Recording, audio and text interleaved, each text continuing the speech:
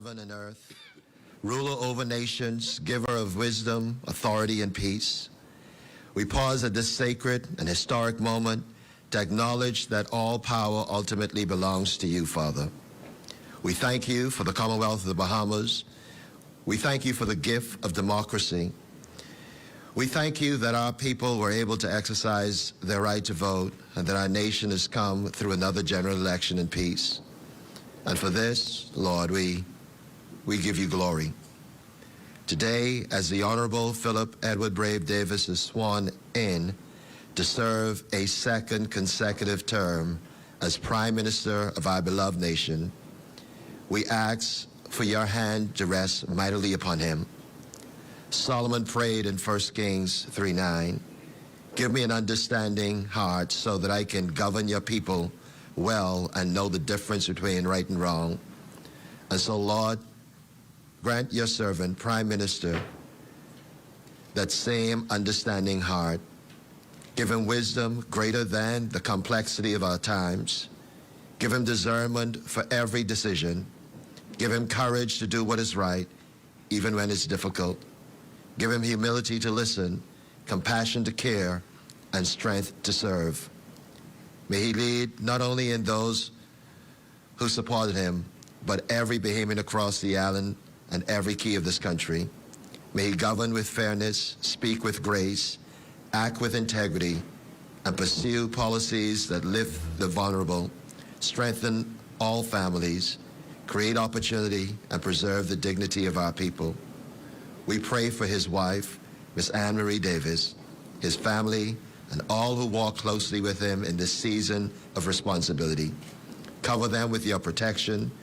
Grant them peace amid public pressure and grace for the demands that leadership will bring. As this new term begins, may this government be marked by peace in our communities, progress in our economy, integrity in public life, safety in our streets, opportunity for our youth, and hope in every home. And may the Prime Minister never forget that leadership is not merely a position to hold, but a trust to steward, not merely an office to occupy, but an assignment to fulfill. Now, Lord, we pray that you bless this ceremony, bless this oath, bless this nation, and bless the Honorable Philip Edward Brave Davis as he once again assumes the solemn responsibility of serving as Prime Minister of the Commonwealth of the Bahamas. May your will be done, may your name be honored, and may the Bahamas continue to rise as a Christian nation. In Jesus' name we pray. Amen. Please be seated.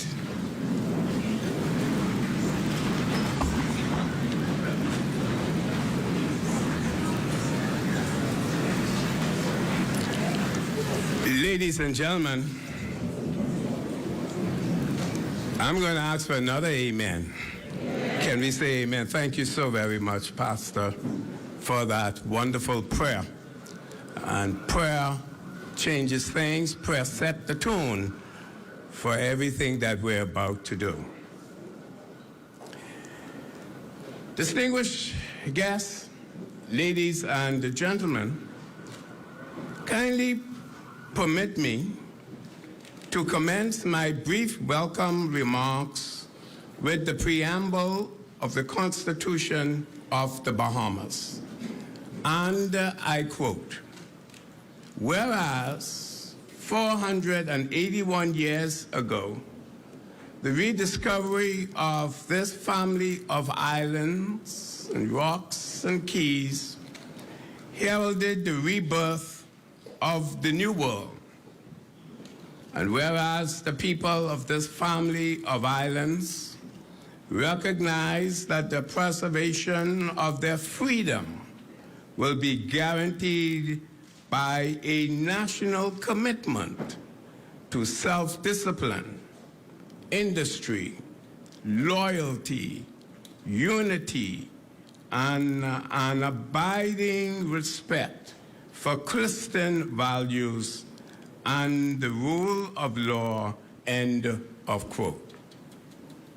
Today, in this 53rd year of our independence and 53 years since the preamble, we are gathered here at the historic Mount Fitzwilliam in beautiful city of Nassau, New Providence, the Bahamas, to witness the Honorable Philip Edward Brave Davis, the distinguished Member of Parliament-elect for Cat Island, Rumkey, and San Salvador, and our 5th Prime Minister in an independent Bahamas, take the requisite oath for the office of Prime Minister for a 2nd consecutive term.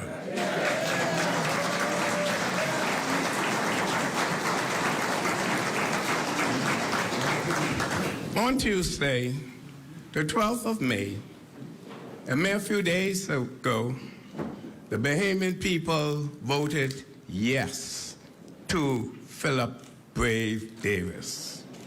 Hence, Your Excellency, pursuant to Article 73(1), which states that whenever there shall be occasion for the appointment of a Prime Minister, the Governor General, Your Excellency, shall appoint as Prime Minister that person.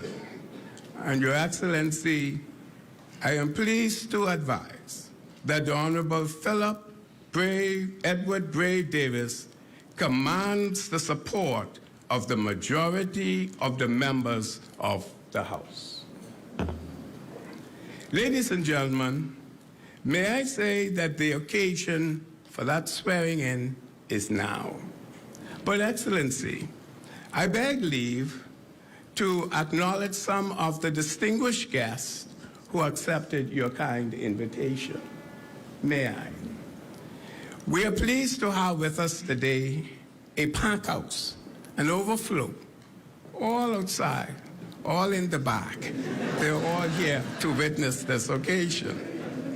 Some of our guests include, and I should recognize some of them, the Honorable Chief Justice, Sir Ian Winder, the Honorable Justice, President of the Court of Appeal, the Honorable Justice Milton Evans, the Honorable I. Chester Cooper, Deputy Leader of the Progressive Liberal Party and Member of Parliament-elect for Exuma Keys and Ragged Island, former cabinet ministers in the Davis administration, former parliamentarians, both the upper and lower house, the financial secretary, Ms. Nicole Campbell, secretary to the cabinet.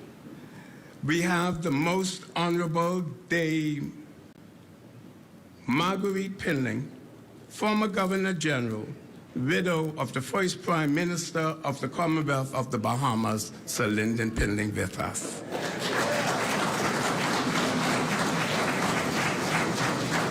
We have with us today, who have accepted your invitation, His Excellency Herschel Jr. Walker, Ambassador of the United States of America, Her Excellency Samita Rositi, High Commissioner of the United Kingdom, Her Excellency Yan Geron, Ambassador of the Embassy of the People's Republic of China, His Excellency Wendell Jones, the Bahamas' Ambassador to the United States and OAS, Sir Jerry DeVoe, colleague permanent secretaries, directors of various government agencies, the Right Honorable Perry Gladstone Christie, PC, former Prime Minister of the Commonwealth of the Bahamas.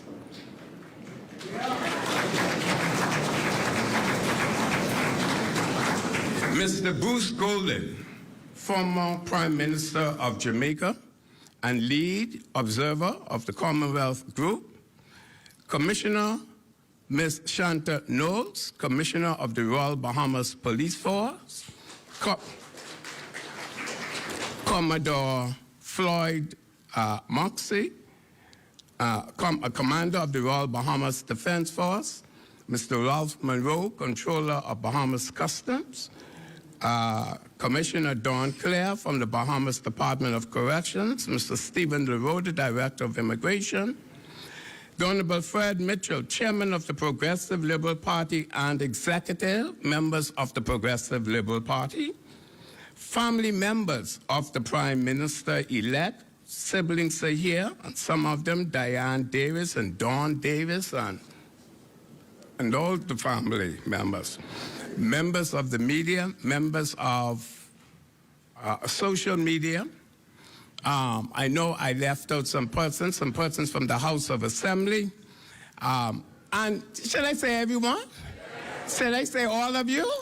All of you welcome. On behalf of Her Excellency, the Governor General of the Commonwealth of the Bahamas, we're happy to have you here. Welcome to Mount Fitzwilliam. Give yourselves a round of applause.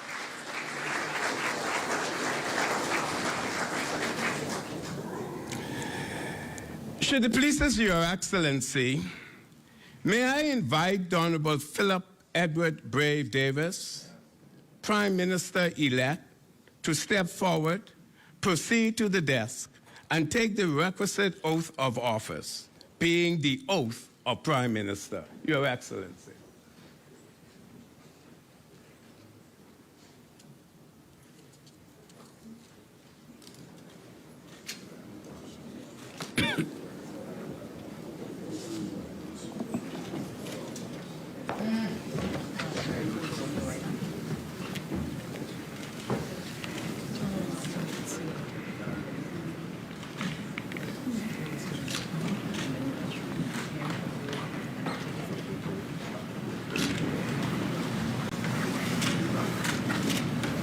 I, Philip Edward Brave Davis, being appointed Prime Minister, do swear that I will, to the best of my judgment at all times, when so required, freely give my counsel and advice to the Governor General or any other person for the time being lawfully performing the functions of that office. For the good management of the public affairs of the Bahamas, and I do further swear that I will not on any account, at any time whatsoever, disclose the counsel, advice, opinion, or vote of any particular minister or parliamentary secretary, and that I will not, except with the authority of the Cabinet, and to such extent as may be required for the good management of the affairs of the Bahamas, directly or indirectly, reveal the business or proceedings of the Cabinet or the nature of content or contents of any documents communicated to me as Prime Minister or any matter coming to my knowledge in my capacity as such, that in all things I will be a true and faithful Prime Minister.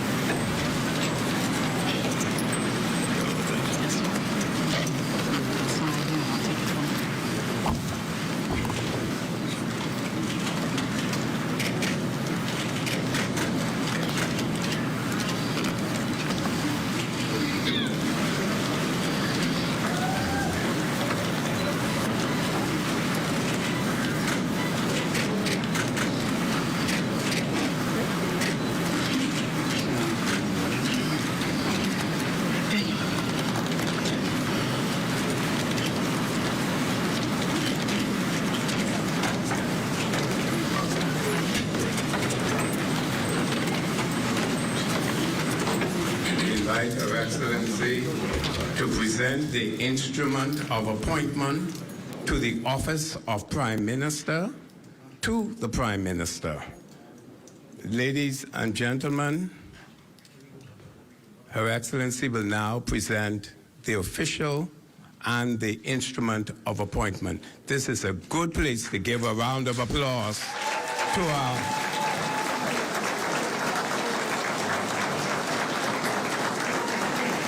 you could do a little better than that. That kind of low. That kind of low. We're talking about the Prime Minister receiving his instrument of appointment.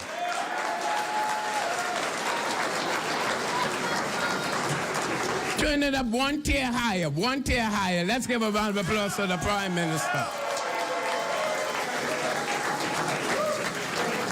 May I invite Mrs. Davis to join for a photo, please, at this time. And may I invite the Royal Bahamas Defense Force band to play some music.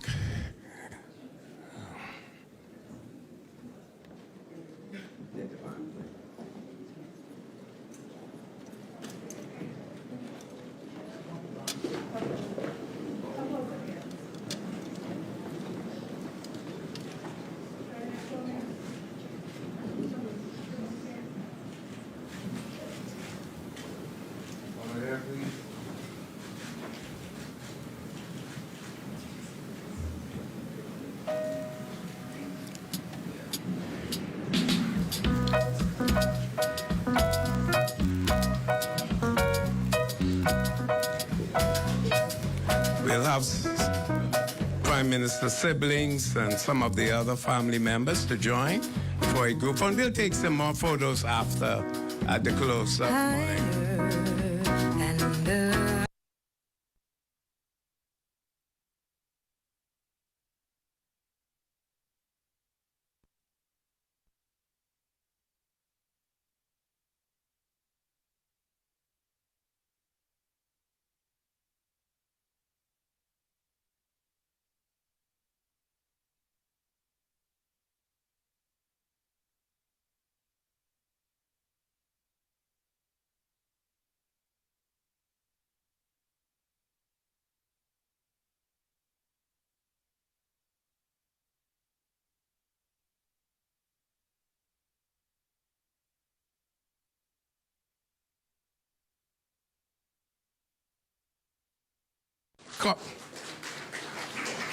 Commodore Floyd Moxey, a commander of the Royal Bahamas Defense Force. Break. We're just about 10 minutes away from the start of this official swearing.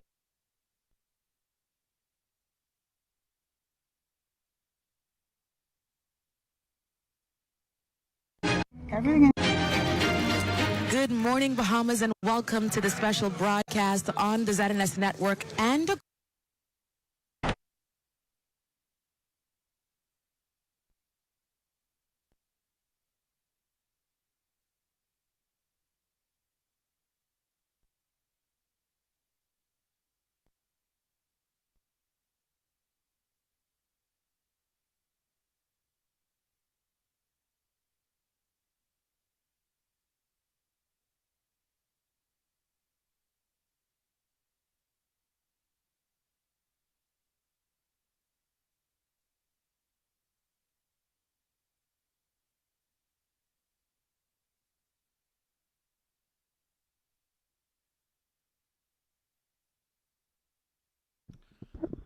there has been technical difficulties as it relates to being able to give the entire speech for the Prime Minister.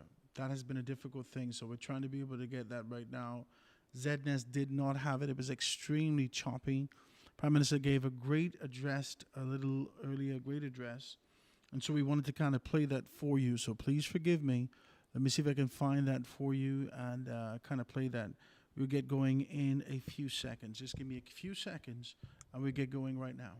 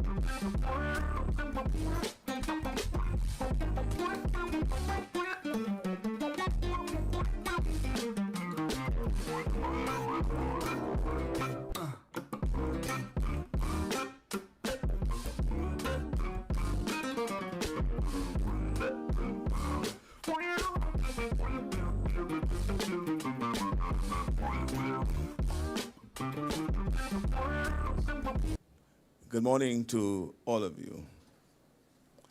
On Tuesday, The Bahamian people chose progress.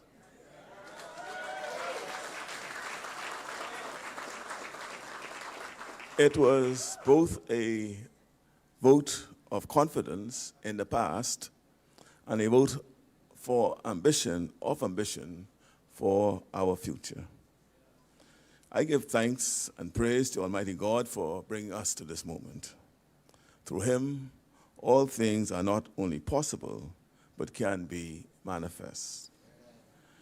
I'm profoundly grateful and extend my heartfelt thanks to all who voted in support of our platform, our team, and my leadership.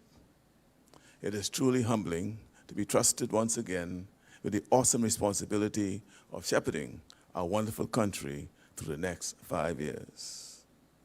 This moment is historic. It has been 30 years, a generation, since the Bahamian people entrusted an administration with the mantle of continuity. Since 1997, the Bahamian public gave each administration just a single 5-year term. This cycle of short-term governance, fueled by anger and frustration, did not serve us well. To give you an idea of how long this period endured, you need only to consider how different the state of the world was in 1997. In 1997, neither the Atlantis as it is now or Bahama hotels existed. Each today contribute some 20% of our GDP. In 1997, the internet was mostly used for very slow email and chat rooms. Today, a teenager, my grandson, with a TikTok account can theoretically reach more people in a day than many national newspapers could in 1997. In short, the world has changed in profound ways, but in our cycle of constant restarts, we have not kept pace. Bahamians under the age of 45 years, therefore, have virtually no experience of what benefits continuity in government can bring. This moment changes that, and I'm profoundly grateful to the Bahamian people that together we are reshaping history. Despite the will of the people being so resoundingly expressed in our overwhelming majority in Parliament, it saddens me, though, that so many Bahamians decided not to cast their vote in the elections. This decline in voter participation is already being seen around the region and indeed the world. Friends, I do not want our country to follow others down that path. Government of the people, by the people, and for the people requires that the people express their views via the vote. But the concern goes deeper. Our democracy is founded on the principle that each person has one vote, that every vote is equal, and that every vote counts equally. This speaks to each individual's place in our society. If people don't participate, if they don't feel that their vote counts, it suggests that they don't feel that they have a stake in the society. That sense of belonging doesn't come merely through the exercise of a vote. It is, though, a reflection of the day-to-day lived reality of our people. And so, in this next term, I take it as my central mission, the need to do all that we can to rebuild that feeling of community, to rebuild an active sense of society. This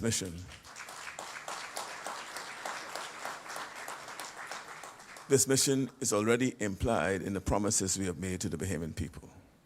We must see the promises and ambition outlined in our blueprint for progress through the lens of participation and belonging.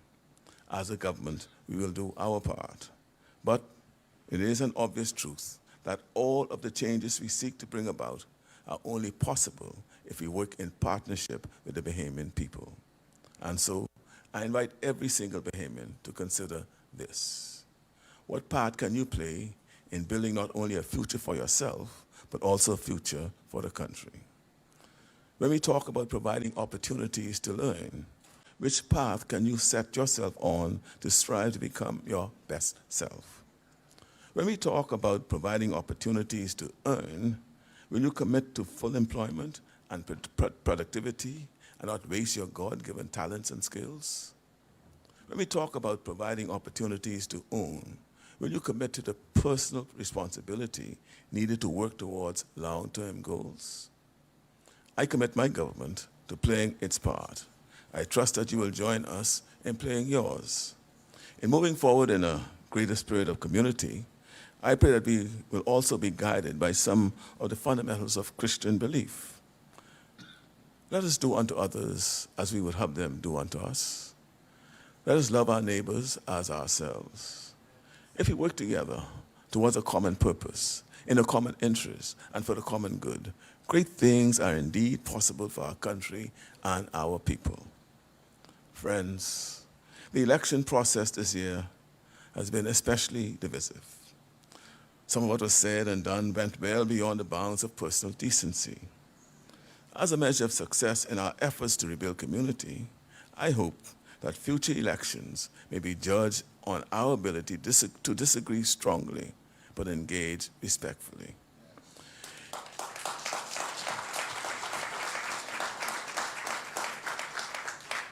It was also deeply disturbing that some campaigns sought to stoke fear and alarm by seeking to undermine trust in some of our key national institutions. This harms the whole country, and I pray that the damage will not be lasting. I pray that never again will our national institutions be weaponized in this way in pursuit of short-term political gain. Friends, as Bahamians, we have so much to be thankful for. God has bestowed so many rich blessings upon us, and we begin a new term in a far better state than we did in 2021. I'm grateful to the many thousands of Bahamians who have invited me into their homes and businesses these past months. The hopes and dreams, the fears and challenges that you have shared with me will not be forgotten. These conversations will continue over the term of my administration as we work hard to build a better future for the Bahamas and all Bahamians. I would not be in politics were it not for the love and support and trust of the wonderful people of Cat Island, Rumkey, and San Salvador. They have been with me. They have been with me since the beginning in 1992. Through all the ups and the downs, the highs and the lows, they stuck with me. They have put their arms around me in a fierce embrace. Cat Island, Rumkey, and San Salvador, I cannot thank you enough for all that you have done for me.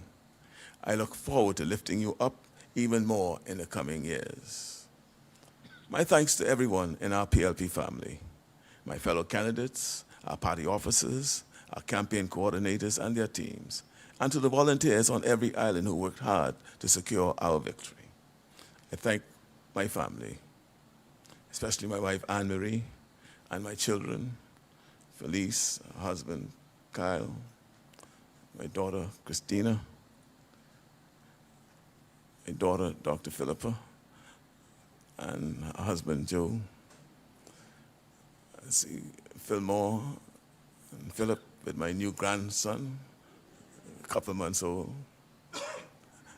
My sisters, my only sister, Diane, my siblings, Dawn, Trevor, Craig, my nephews and nieces, all who are here have supported me with your love and your prayers. Every day, y'all continue to give me so much sustaining love and support. And once again, I want to thank the Bahamian people for all their support. Our success is your success. I ask that you please keep us in your prayers. Finally, I pray, as I did when I took office in 2021, and renew my vows to the country by repeating the prayer of St. Francis. Make me the instrument of your peace. Where there is discord, let me bring union. Where there is doubt, let me bring faith. Where there is despair, let me bring hope. And where there is sadness, let me bring joy. God bless you. God bless the Commonwealth of the Bahamas. Thank you.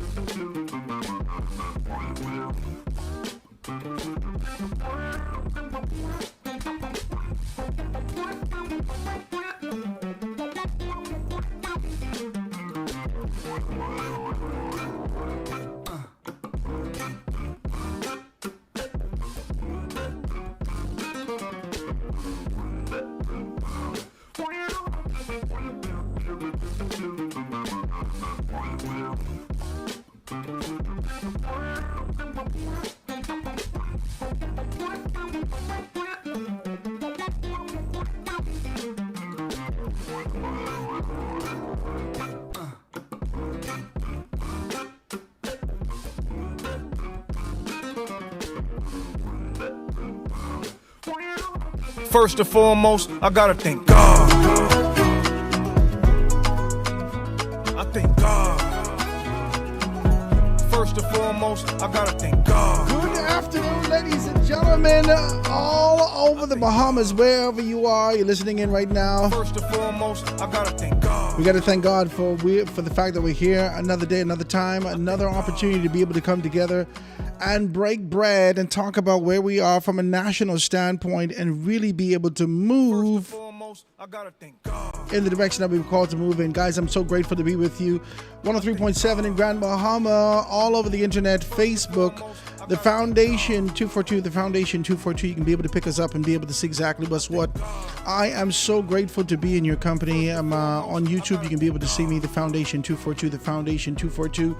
It is a wonderful thing to be able to have you here with us today. I want to thank you so much for being able to be here, guys. I know that you're still sort of enamored and wrapped up in this sort of an idea of where we are and where we're going. I just got to be able to say that to you. I know that you're kind of wrapped up trying to find out exactly what's what. I know you want to be able to talk about that. There's a great deal of people out there waiting to see what appointment they get and what I can get. I'm waiting for this call. I need this. I want that. I want that. That's what I campaign for. Yes, I know a lot of things are happening out there. And persons are sort of eager in their capacity and in their position to just do these things. Let's talk about this. We're still talking about our post-election analysis. That's what we're doing, right? We're still talking about our post-election analysis and really trying to make a determination as to exactly where we are, if I can be honest with you. All right? I thank God. First and foremost, I gotta thank God. I thank God.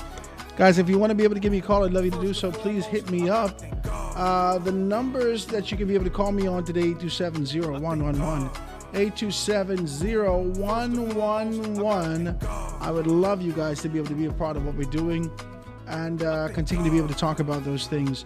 It is a wonderful thing to be here in your company and to talk about where we are from that particular perspective. I think it was a very good campaign. Can I say that? Is it okay? I think it was a good campaign. I think it was a decent campaign to listen to the Prime Minister take on this kind of a position, to talk about this sort of an idea that some campaigns did not do what they should have done. I thought it was important for him to say that. Some campaigns didn't do what they were supposed to do. I thought it was important for the Prime Minister to take on that kind of position and talk about that. There's a great deal of people out there being able to do that. You can see this is going to be the analysis paralysis, right? A lot of persons are in this kind of a position where they're not sure exactly what they're doing. Guys, please give me a call, 827-0111, 827-0111. We're here, we're jamming today, and we're talking all that we're talking. I know that we got started at 12:30. I know that you wanted to be able to do this a little bit earlier, but we're here. I wanted you to be able to hear a little bit about the Prime Minister. I thought it was a gracious speech. Throughout his entire campaign, he's been gracious. Even when his good friend, that's what he called him, he said, that both of them say this is good friends, my old friend, my good friend. They take on this kind of a position of being able to throw rocks at it, just a little pebbles. It wasn't nothing heavy to talk about, but take on this kind of a position of being able to speak more specifically about what is happening in this area, what is happening in that area. And former Prime Minister Hubert Ingram has taken on a very strong course of being able to speak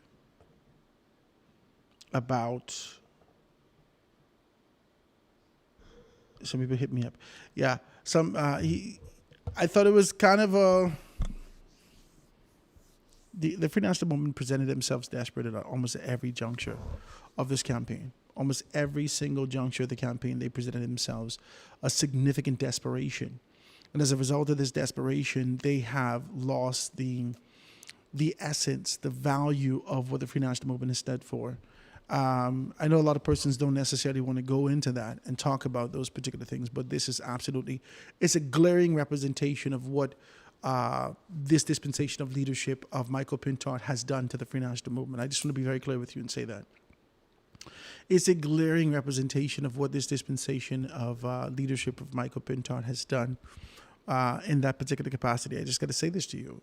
Michael Pintard, there was a desire, a requirement, pronounced or otherwise. There was a sort of a desire to be able to see you rise above the fray. With the poetry that exists in you for the years that you've committed to these particular things, for the wordsmith that you are, for this kind of a approach that you've been able to give to the country to say that this is what you are, this softer approach, the inclusion of leadership, the understanding of how to be able to do these things you have perpetuated. And whilst the wound existed, your representation has been able to put significant salt in that wound. I just want to be able to say that. You have divided the organization, and I got to say you. Now, if you want to be able to say that it has been Hubert Ingram or Ingram's influence or those persons in the back of the party, okay, you could say that. But at the forefront of the organization, the only face that's being represented in these particular spaces is yours, right? And this is going to be a significant, this is going to be ugly from a historic standpoint, to be able to see that you are unable to unify, unable to pull together, unable to do a great deal of things. And we continue to pray for you. We love you. We don't have an issue with you. But this is sort of a hindsight, which is always 2020. And especially after we would have made this sort of an assessment to say that we knew that some things would have happened and, this would have happened or that would have happened. Yeah. So this is only after that we could be able to make this determination and identify this for you. In the newspapers today, guys, if you didn't have an opportunity to be able to pick up the newspaper, please do so. In the Tribune today, I couldn't find this paper. I almost was late today. I couldn't find this paper for nothing. I had to go all the way to Nassau, New Providence Highway, and pick this up for my girl, the paper girls out there. I had to go way out there. I tell them, I said, you know what? I can just let you all give me papers every morning. You know what I'm saying? It's only to make sense.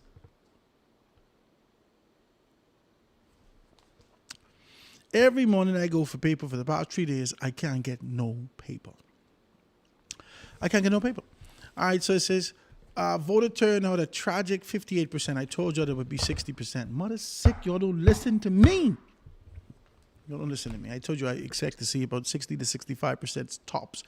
Do you remember me saying this? Somebody text me. Howard, I remember you saying this. If not, Howard, you talking fool? All right, talk to me.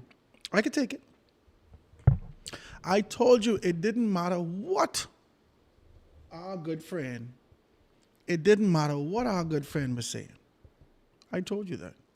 It did not matter what our good friend was saying. Harrison Thompson, he's shown himself to be absolutely delusional over the past 3 election cycles. Okay? The first two with his by-elections that we gave him an opportunity with Obi Wilshcombe, and he passed away, and he didn't provide himself or prove himself to be accurate in certain aspects of things. And then we came back and we gave him another opportunity in Golden Isles, and he showed himself to be a little bit more incompetent. And it was spelled out by Hubert Ingram in this particular capacity. And now with the general election and at the advanced polls, being able to identify themselves in these particular capacities as the commissioner in this area. As the commissioner in this area. And when you look at this and you don't know what to make of this. You don't know what to make of this. And he's there and he's in this capacity and I don't know what to make of these things. And so when he came out and he started to say with 80 to 85% voter turnout, I said, where are you going 80? There has not been an appetite in this country for increasing voter numbers. I keep telling you, well, Howard, why people going on the red? This is a rite of passage in this country.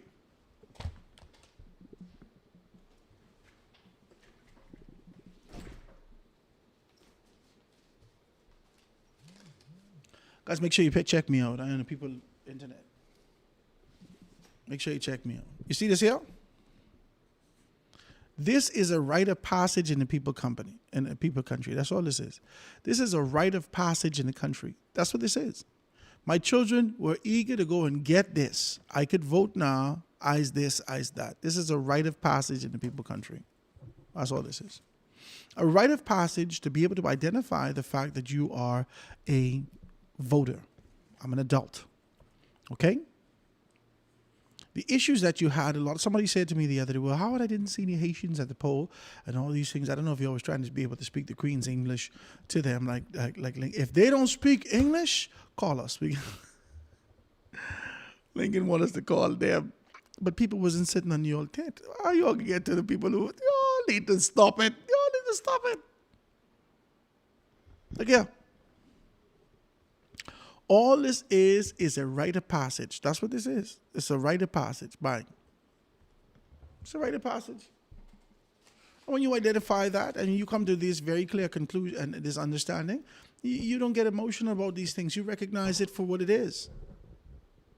Well, how come everybody registered? Because it's an absolute indication that you are solidified and supposed to be here in this country. It's a form of identification in this country. You could present a purple voter's card even if you could speak English or not, and you're identified as a citizen of this country. That's why. That's why. You're identified as a citizen, a voting citizen, a citizen with value in this country. That's how this works. You put yourself in a position and you believe that no. I told you it was going to be 60%. I told you it was going to be 60%. I told you that. I told you it was going to be 60%. And I told you low voter turnout would always support the Progressive Liberal Party. I told you this. I told you this. I told you this. You don't want to believe me. You were around with me and cuss me out and fuss me until I told you this. Listen, ladies and gentlemen, we went through this step by step for the past few weeks. For the past few years, we've been talking about these things.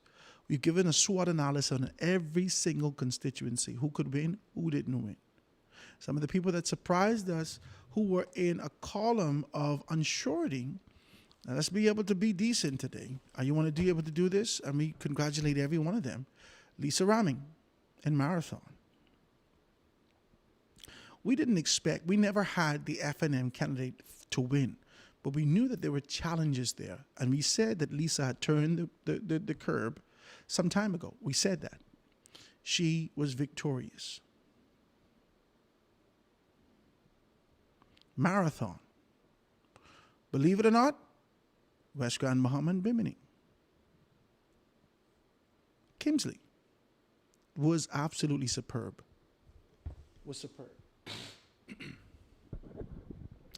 And it was a handsome victory for Kingsley. Kingsley won significantly in that constituency for more than one reason. In his concession speech, you could understand why he won, what he anchored his victory on. In his not his concession speech, in his victory speech on the stage, you could be able to identify why he won. I hadn't heard concession speeches from these other guys, right? But in his victory speech, you could be able to identify, in the language that he used, you could identify why he won.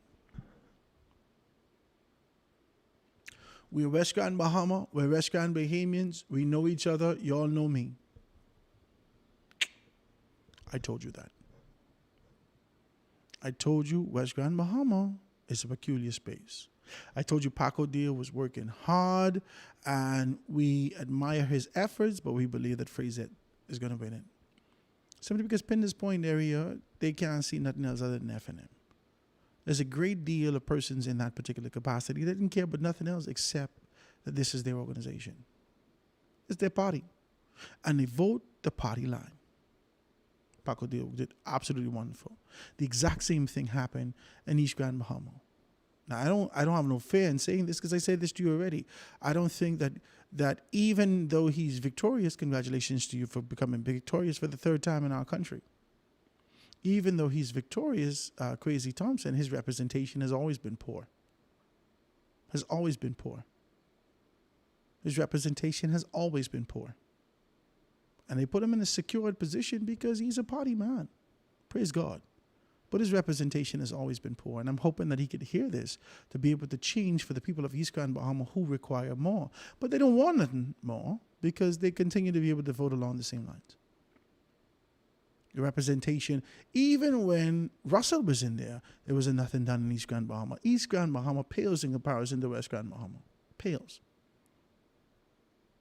Like there's almost night and day in terms of productivity in these particular areas and what is happening, simply because there isn't a demand placed on the representation that exists in these particular areas to be able to create an environment for growth and development. And so I'm hoping that a very clear understanding that Kwesi is placed in a position that he actually does something in this area. But, I mean, what can we expect? He was also the Minister of Grand Bahama. We knew that East Grand Bahama was going to go F&M. We knew that West Grand Bahama was going to, Central Grand Bahama was going to go F&M. And you were delusional if you believed that the PLP was going to be able to capture Marco City. I told you, psychologically, you don't want to be the person that votes against your potential prime minister. And so he got that support. He had that support over the past 2 election cycles. This is the third one that he won in the constituency of Marco City. Michael Pintard, he's done superb as a representative. Michael Pintard and his representation independently, individually, in his particular capacity, in the constituency of Marco City, has done absolutely wonderful. That has never, ever come into question. His representation and the way that he continues to touch those persons and to ensure that there's a bustling community and that there's a sense of cohesion, access and opportunity. Listen, PLPs continue to be able to commend him on his particular track record for what has happened in East Grand Bahama. In Marco City.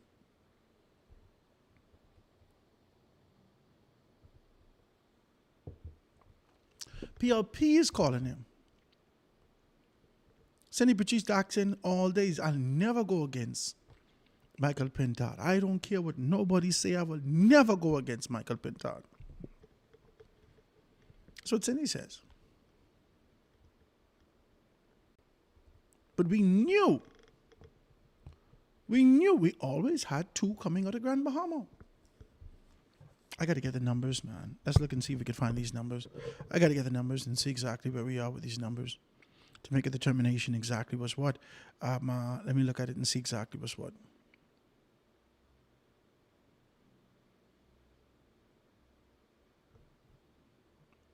So use my kind of girl.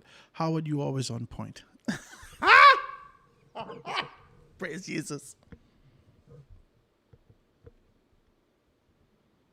Praise God. I appreciate you. You make me smile. I don't play with this, I don't play with this. I don't play with this. There's a lot of older fellas I'm speaking to right now, and I want to be able to bring one of them in. Let me see if I can be able to call him right now. Right?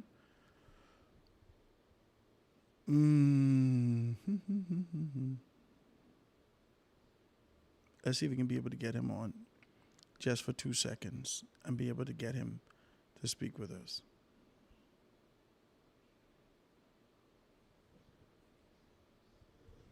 Hold on, guys. We're right here just trying being able to connect this telephone call and see exactly what's what. Hold on. I wanted to talk to someone. I don't know whether or not he went to the swearing in for the prime minister, but I'll try to give him a call to see exactly what's what.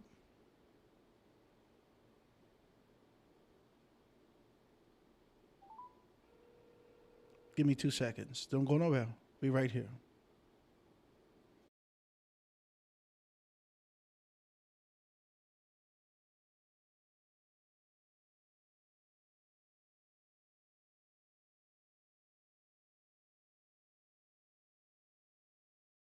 Ladies and gentlemen, I want to introduce you to none other than former member of parliament and minister, none other than Neville Wisdom. He's here with us being able to talk.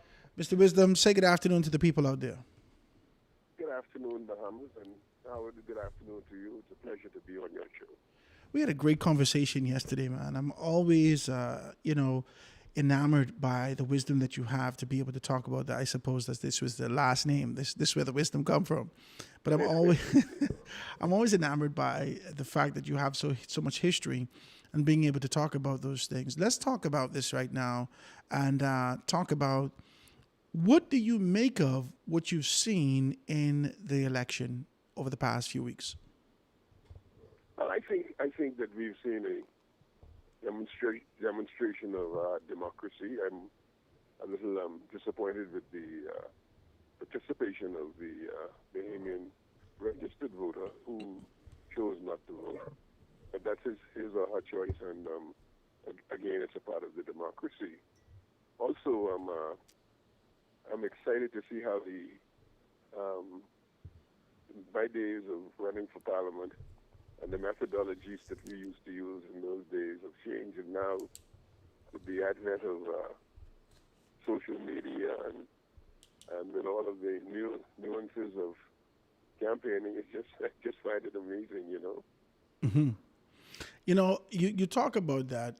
What has changed significantly for you in observation from the days that you would have done it, from touching people? What has changed in terms of the approach that persons take now in campaigning? Yeah, let me say this firstly, that we need to go back to the 67 and 68. And I sort of align that to the period when Nelson Mandela was coming out of jail in South Africa, and the enthusiasm, the level of enthusiasm that existed then. And remember when when Barack Obama went on the scene, and the level of pride that Black America had for him, and their participation, I mean, it was just amazing. Well, that was what we had in 67 and 68, and we didn't have the opportunity to have, you know, some of the things that they have now. We campaigned in those days by having some posters and inexpensive T-shirts, and that was basically it. The concept of door-to-door campaigning was more relevant, and people, by and large, those who were eligible to vote participated simply because it was one of the things that allowed them to be excited during the post-colonial period that we had gone through. So Mm-hmm. you had the women getting their right to vote in 62, and then by 67, we saw where Bahamians, by and large, were being allowed to vote. The company vote was being disallowed, and the property vote was being disallowed, but there was still a certain degree of the remnants of colonialism, and people were excited to be able to say to those persons who were inclined to continue that, look, we have the opportunity to make some decisions, at least the majority decisions in terms of the politics of the country. You know, one of the things that I think this boiled down to is leadership. I think the country contrasts the leadership of a trusted, identified, steady leadership in Brave Davis, and they contrasted that to what can we see, or what is the potential of significant leadership that could come out of Michael Pintard. And that kind of a contrast led to one thing that I've deduced this morning. This morning. In conversation, my mother called me. She says, hey, okay? She says, tell your wife I said hello also. My mother called me. So we've deduced this. I've deduced this in conversation with her. And I realized that this is a motivational factor. That Pintard was unable to motivate, to inspire, to cause people to move towards. Despite the fact that we identify Hubert Ingram as not necessarily the best orator, and he has always been inspirational. He has always been motivational. He's always been able to give you that level of trust that you could believe to move towards him. He has been magnetic in allowing people to be able to do it over his years in his prime time, in his prime. Now that you see Michael Pintard being able to come on the scene, it felt like a lot of deflection. It felt like a lot of excuses. It felt like a lot of reasoning as to why what happened, as opposed to pushing past that malarkey and being able to get to the core and say, this is why we're doing this. His campaign message shifted about 3 or 4 times. Talk to me about this motivational factor. Well, you know, I'm not very familiar with F&M politics, but I can say this much, that when you talk about leadership, first of all, a leader must have discernment. He should be able to hear from God and be able to discern what is best in the interest of his people, the people who he wants, and then to represent. And then secondly, as you quite rightfully say, leadership must be inspirational. You must have the ability to inspire your people to goodness and greatness. And then thirdly, leadership must have the ability to determine as you execute your plans. And so we have a very young democracy, and I guess in time it'll all work out. My observation was that Prime Minister Davis was able to get the attention of the Bahamian people. I think they trust him. I get the impression that they feel that even if and when he errs, he does so not intentionally, but and therefore they're able to forgive him and realize the challenges that he experiences and the ones that he has ahead of him. And so heavy is the head that wears the crown. That's so true in this modern day in the Bahamas. Yeah. And you've done a good job. Now, what are our expectations of what we can see from this Prime Minister? We've given him an opportunity. The country has taken on this kind of a position. 58% of the voting populace has indicated that this is what we want. This is the direction that we want to go. We want to be able to choose progress. What do you anticipate? What can we look forward to from this Prime Minister over the next few years of his leadership? Well, I think first of all, one of the things that impresses me is that the Prime Minister has become and continues to become sensitive to the fact that he is armed now with an advantage, and that is the opportunity to be informed by data. And so he no longer has to guess what the position is, as we used to do in the past. He now has the advantage of knowing what percentage of white people didn't vote, how many people are in this position. And it's so easy to access information through data. So he has that advantage. Secondly, he has the advantage of having a more educated populace. The humans are more and more becoming educated, not only in local affairs, but in international affairs, and that will all go well for us. And then thirdly, because of the educated Bahamian, he's able to access people, but also he has to be responsible to the people at large in the decisions that he makes, the steps that he takes. And so, in my opinion, two immediate challenges that he has to address is how he marries this whole concept of removable property with the question of foreign direct investment, because that's a ticklish one, because we're finding that Bahamians are finding it difficult to get land and get homes in some instances, simply because of the cost of everything. And then secondly, the Bahamianization policy, again, has to be revisited, and we have to ensure that the Bahamas is for Bahamians first.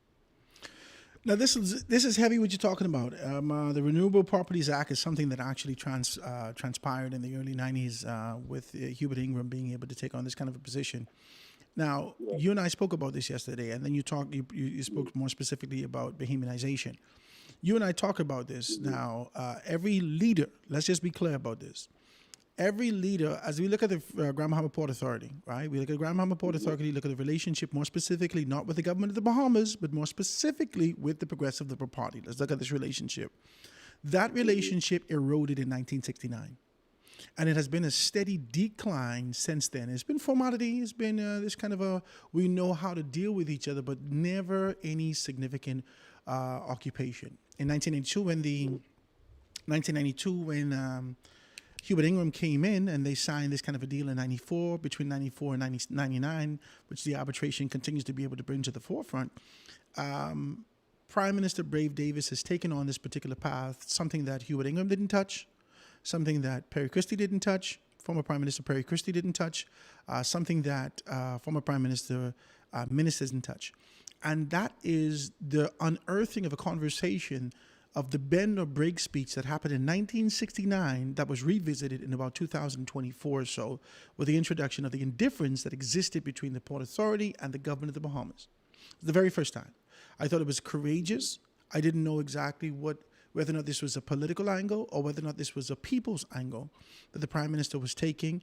As it all plays out, we recognize that it was a people's angle because of this infatuation that Grand Bahamians have with the Free National Movement. I couldn't understand. I said, this is a risk that he's taking. As I'm looking at it, I said, this is a risk that he's taking. But the risk could only be a reward if you're going to be able to take care of the people.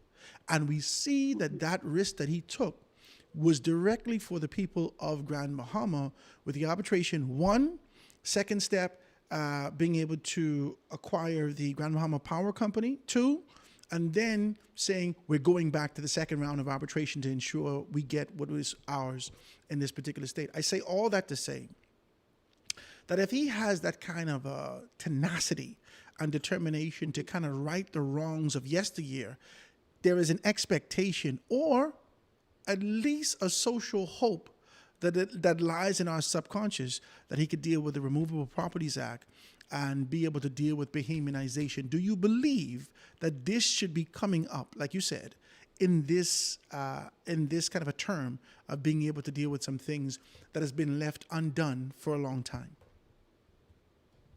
Yeah, see, I think that as the country grows, And as we become more informed, it's going to be important. And I think the Prime Minister is on the right track in trying to put Bahamian people first. And in doing so, I listened yesterday to a report from the governor of the central bank giving some indication as to the challenges that young Bahamians were having in securing mortgages. And that's not good. Are we too far gone, Neville? Are we too far gone? Because these people are making a tremendous amount of money by being able to excavate and sell off our assets, our rock, our country for the purposes of their business. You're never too far gone to correct wrong. This question of righteous indignation, this whole question of righteousness, which simply put means doing what is right. It's stubborn, and the reality is that somehow God in his mercy towards his people balances things. He put us in this country called the Bahamas for a purpose, and if we, as Celinda put it, if we are not prepared to take care of what we have, we don't deserve it. And the truth of the matter is that sometimes you got to stand for just what is right. It cannot be right, for example, for you to have an island as small as New Providence, and the Bahamian occupants of New Providence don't have all of the benefits that are made that they can possibly have. And while the same, and why can't that happen at the same time that we have foreign direct investment? Why can't we have a Bahama development, but at the same time have an island where young Bahamian professionals who want to live in Westwood Villas or in Sea Beach, or why can't they also have that opportunity? And that's where I think our Prime Minister is headed now, the PLP government is headed now, and I think that's the right thing to do. You're not too far gone. Historically, especially under the Free National Movement, no one likes to say this.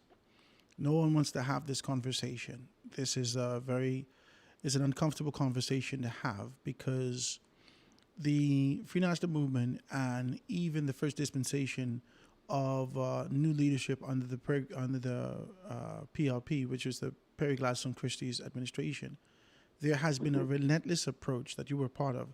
There has been a relentless approach to be able to align ourselves with financial endowment. We want to be able to make sure that we were in a financially comfortable position. Most recently, we would have seen former Prime Minister Perry Christie being able to talk about how he doesn't believe, and he hopes, right? Now watch me, you watch this on the news. He said he hopes that Philip Brave Davis wins, but,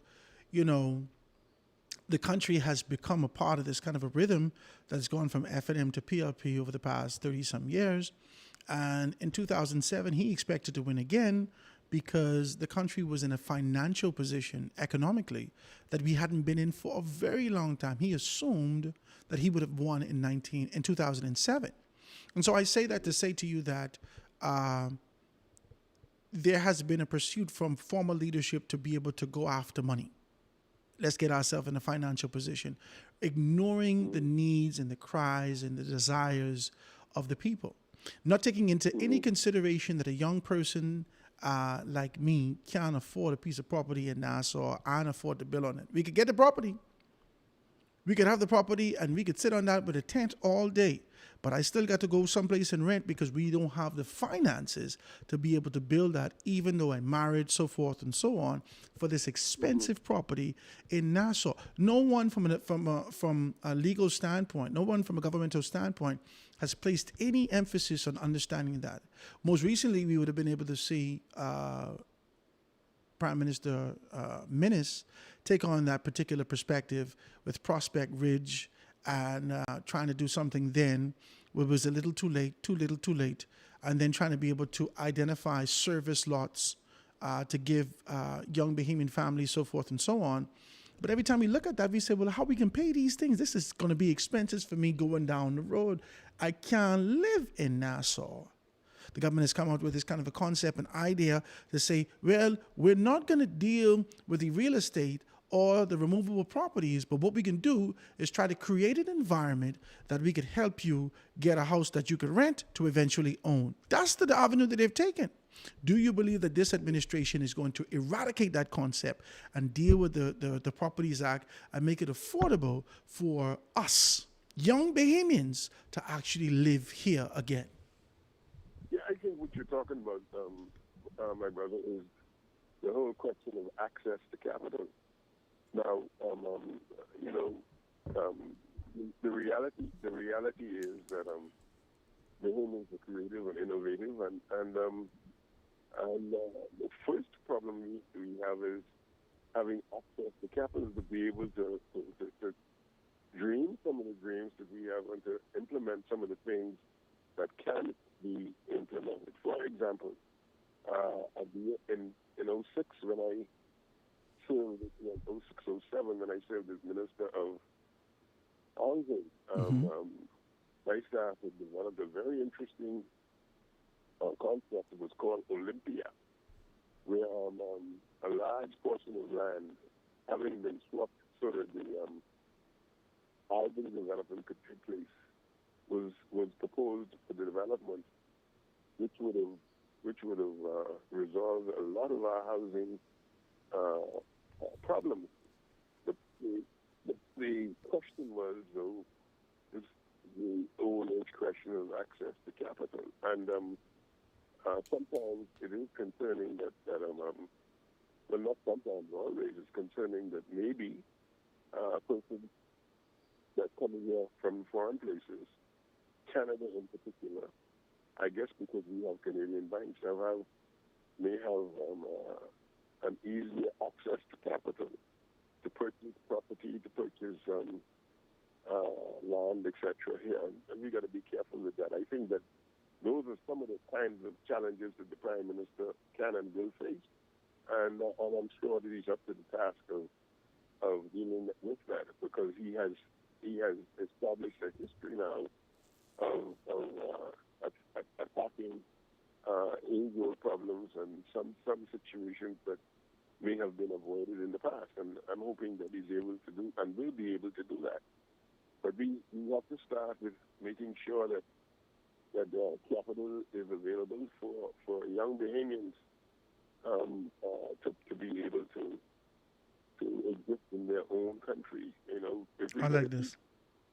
If we're going to keep young professionals, the intelligentsia of our country, our island in the Providence, for example, if we're going to keep them here, then we've got to provide the incentives, maybe not all monetary.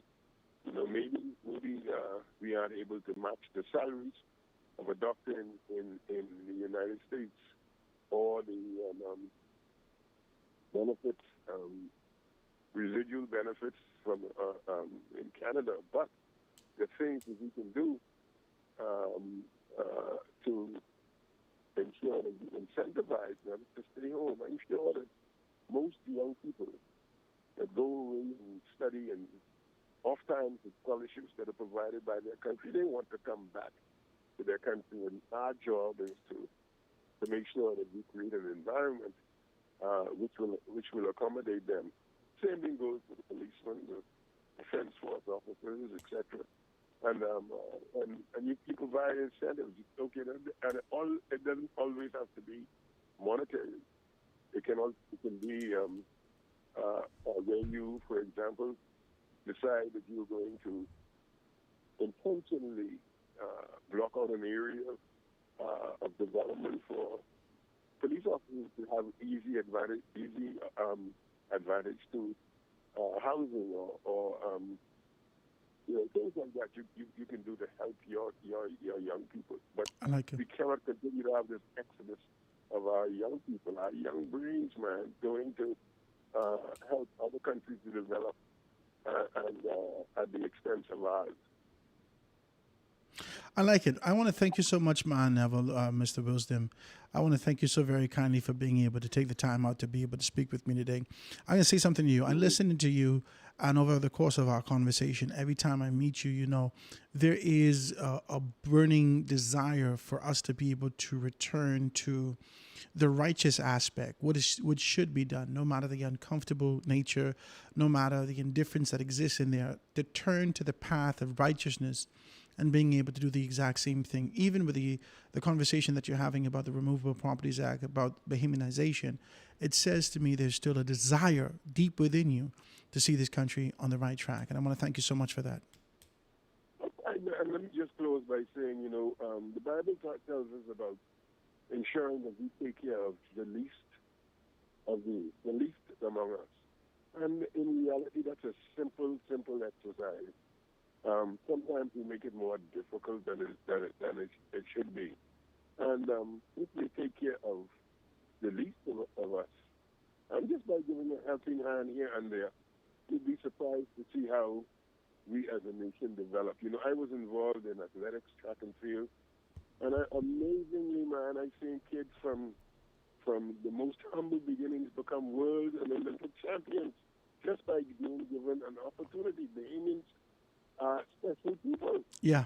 A chosen generation, and I really believe that. And so our goal is to just march on, as we are told in our national anthem, and do good things for the country. I love it. I want to thank you so very kindly, ladies and gentlemen. That's none other than Neville Wisdom. Thank you so much, my brother. I hope to see you. Well, I can see if they can give me an invitation so we could be able to do some commentary live from the opening of the Office Assembly, and I'd like you to be able to be a commentator if you don't mind. Okay, you talk about it. Thank you. All right, I'll give you a call. Ladies and gentlemen, none other than Neville Wisdom. Thank you so much, my brother, being able to be here with us and being able to talk to us about that. I want to take a commercial break. As we get back, we're going to break down a couple more of these things and have a good conversation. I like how if Brave is going to go back to 1969, as it relates to being able to revive the bend or break speech and bring it now into a new age, new generation, new dispensation, why don't we go back and get some other stuff? Let's go back to 1992. Let's get in the political DeLorean and go back. That was a reference to Back to the Future. If you don't know, oh my God, that was a good one, right? Let's get in the DeLorean and get back to 92. Let's get back into this kind of a position of Bahamianization. Let's get back to that. Revive those things, dust it off, fortify it for this generation, for this dispensation, and make it make sense in this age and time. Quick break, guys. Going to be right back after this.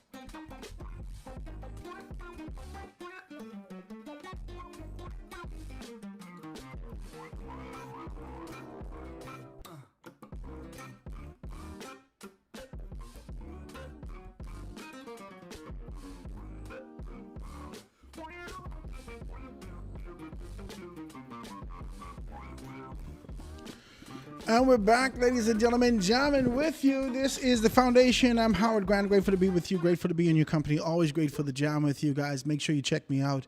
If you want to be able to kind of chime into what we're doing, hit me up, 827-0111, 827-0111, wherever you are in Grand Bahama, wherever you are around the family of islands, wherever you are in the world. You can text me. If you got WhatsApp, you can be able to hit me up, and that's absolutely no problem. We can be able to dive into that with you and have a good conversation. So don't worry about that. We can be able to get into that and talk with you about those particular things, no matter where you are. So you can do so live, or you can be able to send a text. It's no problem. Let's get into a couple of things now. When we left off, before we had an opportunity to talk to Neville Wisdom, always great to talk with him, right? One of the things that I'd like to be able to kind of bring to the forefront and make you to understand is we've identified a few things, right? And this is sort of a campaign and a tour for me to be able to, I tell you so, I tell you so. No, that's not what this is. And it's not going to be that. But we've already deduced what we've identified to be politics in this country.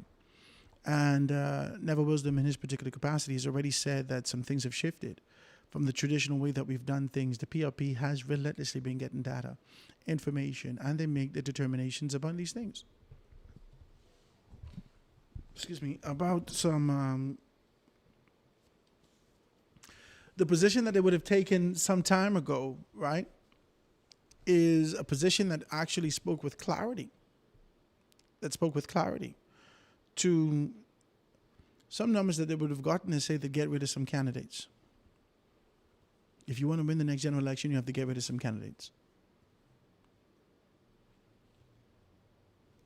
We know what that number, we know the information. I've been talking to you about this almost 2 years. I said to you that they're going to have to be able to get some 10. Okay, let's call their names and let's be able to identify that, right?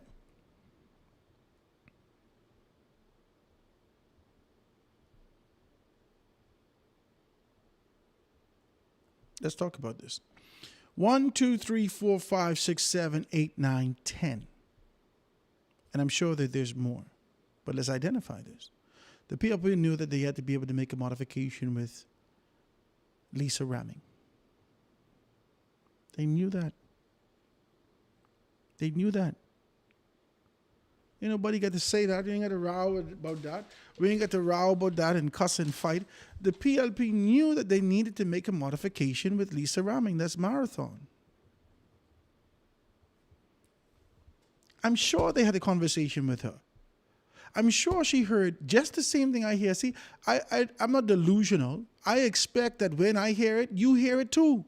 Now, if you want to ignore it and kind of spit on the ground when somebody says something to you, that's on you. But I expect you to hear what Howard Grant has heard. This thing can't travel the whole length and breadth of the country. Come to Howard Grant and you haven't heard these things about yourself. So information would have come to us about Lisa Ramming and indicated that she had some work to do. She did the work. Lisa Ramming over the past 14 months have been stupendous. She shifted her course. Every time you saw her, she was smiling, she was engaged, she was interactive, she was in the community. There was pictures going up, there was information coming out. Lisa won.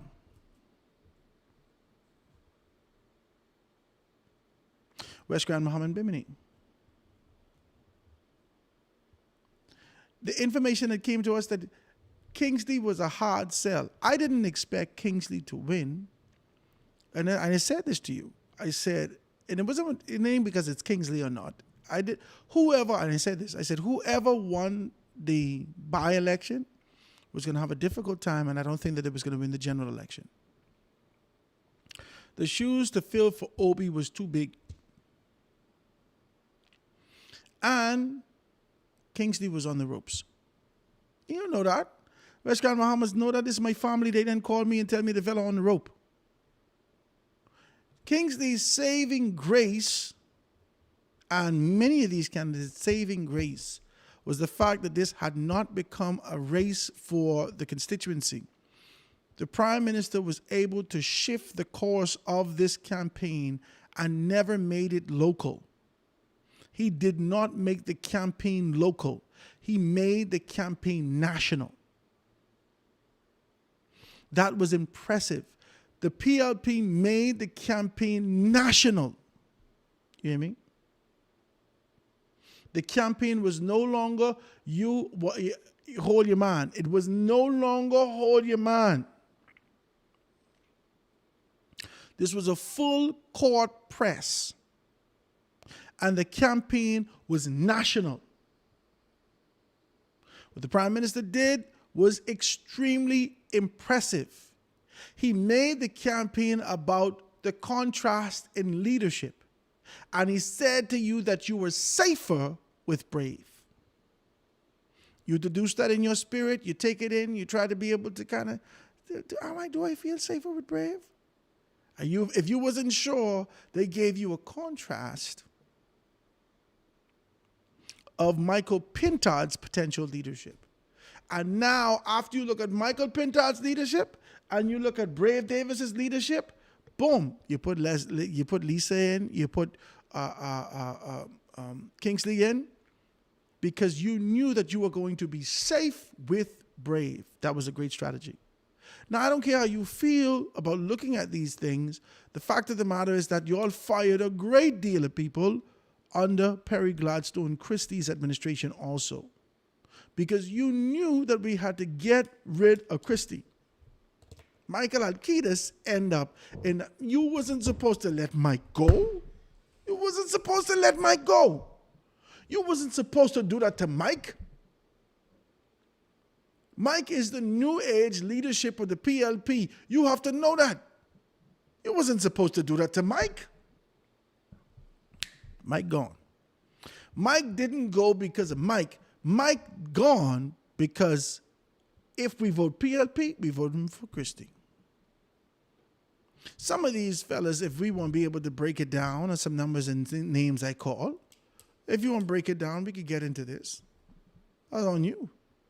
But only reason some of them safe is because of Brave Davis. They got to give Brave half their salary every month.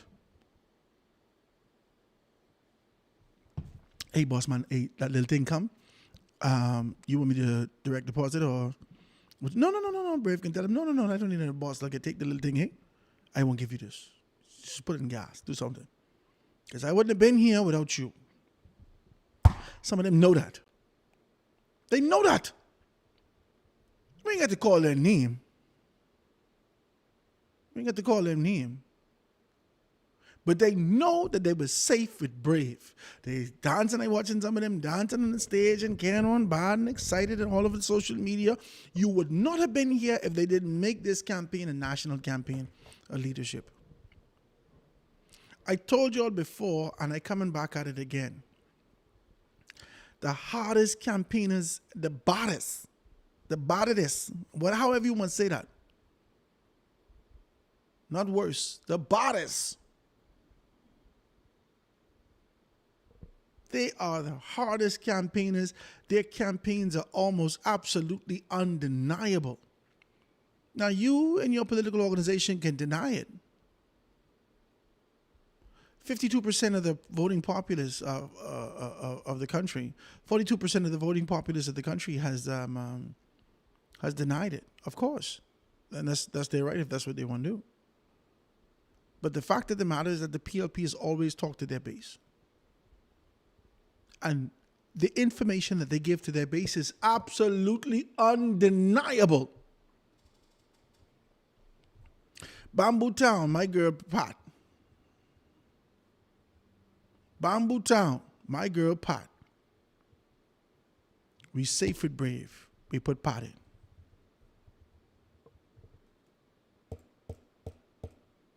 We had to get rid of Dwayne Sands.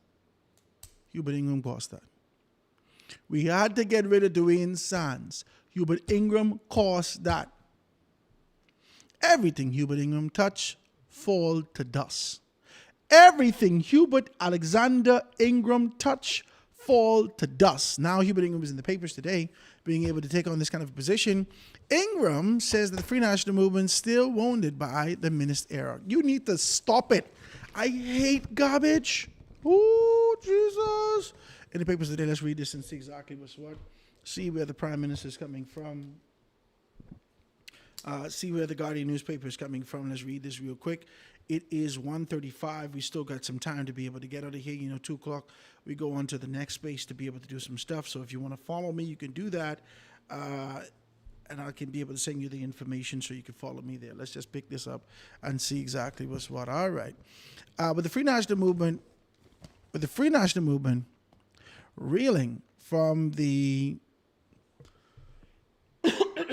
from a crushing defeat at the polls on Tuesday general election, the party's former leader Hubert Ingram said yesterday that it is still suffering from the mistakes of the Minist administration. That is an absolute 100% lie. I don't care, Papa, you ain't known as a liar or whatever the case may be, but these truths that you've been spilling in the news over the past few weeks, you need to stop this, and you know that it's a lie. That's not true. That's not true. That is not true. That's not true, and this is disingenuous to be able to say to the Bahamian people to focus on Minist again. Minist cannot be a scapegoat forever.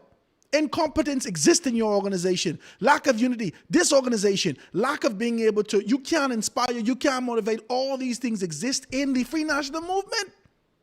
You unify on one thing, we can fire Minist. You unify on one thing, not just after we fire Minist. Everybody get together and say, okay, Minist gone, he won't run independent. Let's fire him again. You'll unify on that. You know what to unify on, but you won't come to the Bahamian people and blame it on the ministerial. We know that there's egos associated with politics in this country, but you ain't got to come to us and lie. Minist gone. Minist gone. And how could that possibly be? You pick up, listen to me. Let's read this and see exactly what's up. Let's read this. You go there and said yesterday we're still suffering from the mistakes of the Minist administration, but you didn't pick up half of the Minist cabinet. You're confusing me. You're confusing me. You pick up half a Minist cabinet. Half a Minist cabinet you pick up. But then you can come back as a form of being able to deflect. All this is deflection. All this is deflection from being able to look at the real matter at hand. What's the real matter at hand? Hubert Ingram. Well, I didn't want to talk like that. Hubert Ingram. When Minist said the Ingram era is over, that stick you hard and deep. You had to deal with that. You got to deal with that. Let's read the rest of this.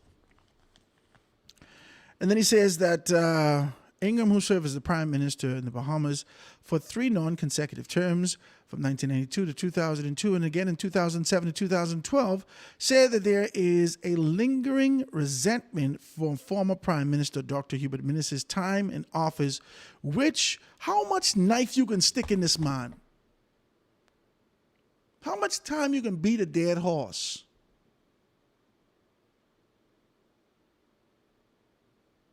The first knife you all stick in his back, the next one in his chest. When you all couldn't beat him with Loretta, you all bring Papa to fight him. Papa make every call in the world. People went to June 2024. People who I thought was dead in the Free National. I swear to God, honest to God, I just got to be decent with you as I say this to you. When I went to the convention in June of 2024, and they asked me to be able to do like my foundation podcast from there, and I did the foundation podcast from there, and I looked around and I touched some people who I hadn't seen for years, who I thought with all my heart was dead. Some people had oxygen tanks in there. Some people had, the only thing I didn't see in there was a gurney. These people didn't know the last time they come out their house, they could move in the convention. They sat in the corner and then they were shuffled in and they voted because they were asked to come out and support a specific candidate. And people told me, but you know, Hubert Ingram called me. I had to come out. That's what they told me. Y'all couldn't get Minnis with Loretta. No matter what you did, you couldn't beat Minnis with Loretta.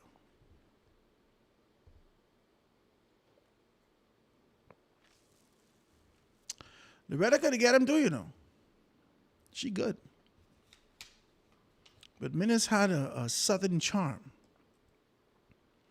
He had a grassroots charm about him that was undeniable, and that would have meshed well in the public. They gave Minnis a chance. And that's what's happening. And because y'all couldn't get him with Loretta and he stood strong when it came to convention, you wasn't taking no chances. You jump on a red phone that former Prime Minister Lyndon B. Linnis talked about. The red phone made more telephone calls than you could shake a stick at. People came out, they voted. It was 3-1. Minnis was absolutely eradicated, gone. Boom. You thought he would leave the party. He didn't leave the party. Then you fire him from the party. After you fire him from the party, he still wouldn't say that he's not an FNM. He still wouldn't say he said that he's voting. You put Michael in a position. After Michael get the position, he said he's going as an independent. He will be on the ballot. He presented himself as an independent in the constituency. You bring out Brent Simonet to stab him up. You bring out all the old guns to stab him up. After he would have solidified himself, then, and he formally nominated, then you bring the chairman out again. The chairman to be able to, the only thing you focus on in the past 4.5 years was Minnis. You didn't say that in here. The only thing that the Free National Movement has focused on in the past 4.5 years with relentless obsession and this focus and commitment to be able to move forward was Hubert Alexander Minnis. That's all you did. You didn't check nothing for your people. You didn't check about the cohesion. You didn't check about the growth and development. You didn't check the constituent. The only time we hear the FNM and Constituency Association is when they ask Minnis to come speak, and then you'll run there and say, no, this man talking here. You're all obsessed with the man. You're obsessed with him. He need to go down to CID and ban you all over the place. You're obsessed with this man. Now, after your defeat, you've done everything. You, but Alexander Ingram, you all have done everything. You lost 3 elections.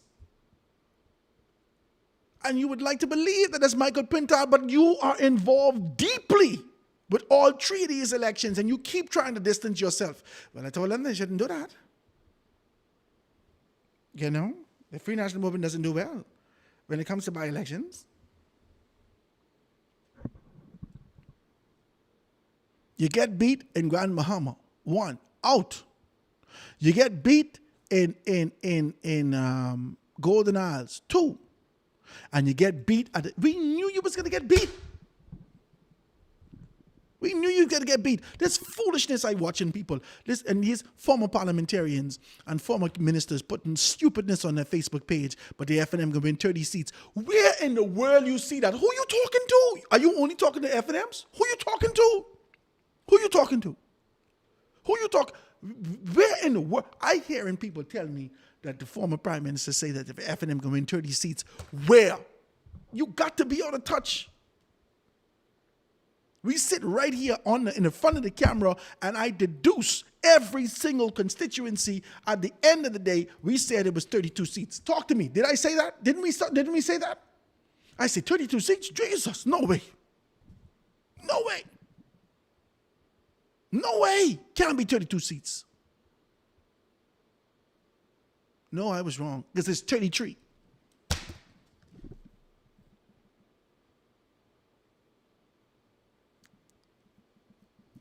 The PLP outclass you, they out-campaign you, they out-talk you, they inspire people, they motivate people. The PLP mash up your campaign.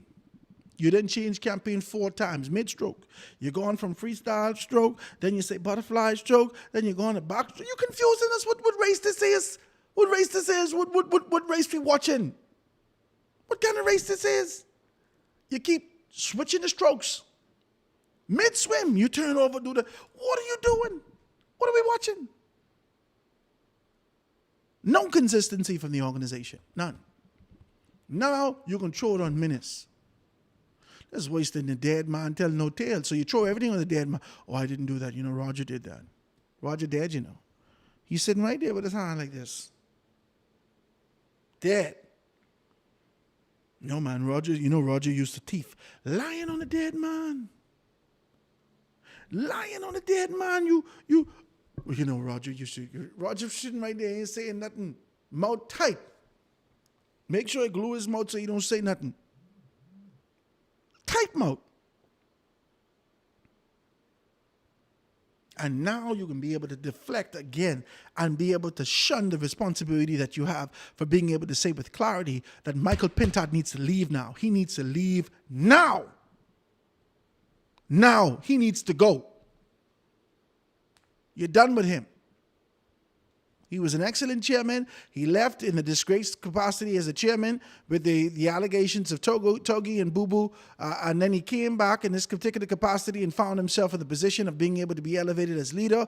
And he found himself as leader. You kept him. You retained him as a leader. And he embarrassed you. He embarrassed the party. He embarrassed the history of the organization. He embarrassed every single person. But it wasn't only on him. It was every one of y'all who had something to do in this. You thought that this is the exact same thing that the Free National Movement indicated that they hated about the PLP in 1987, and you do the exact same thing. You did the exact. Your campaign was nasty. Your campaign was nasty. There's nothing I expect from the Free National Movement, and you need to be condemned for that. The Prime Minister touched on it just a little bit by being able to weaponize an entire department in our country and the entire world. After you call the world to come look at us, you play the fool.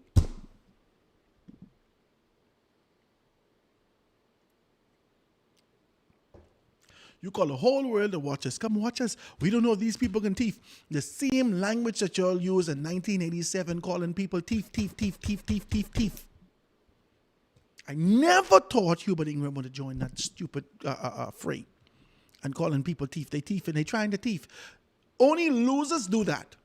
Losers. People without a vision, people without a strategy, people without poise, people who are like a chicken with no head running all over the place.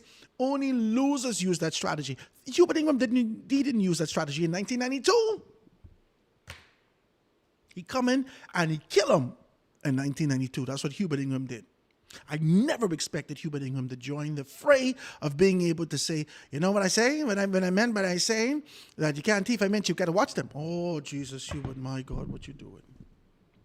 The little political collateral that you have that you could take with you to the next side, that we could be able to speak over your body when you transition to the next side and say that at least he could be a man that we could trust. At least he's a man that could be able to have political integrity. At least he's a man that kept a semblance of righteousness and kept a statesman's quality when he did this. And the little that you have, you put that on the line for Michael Pintard.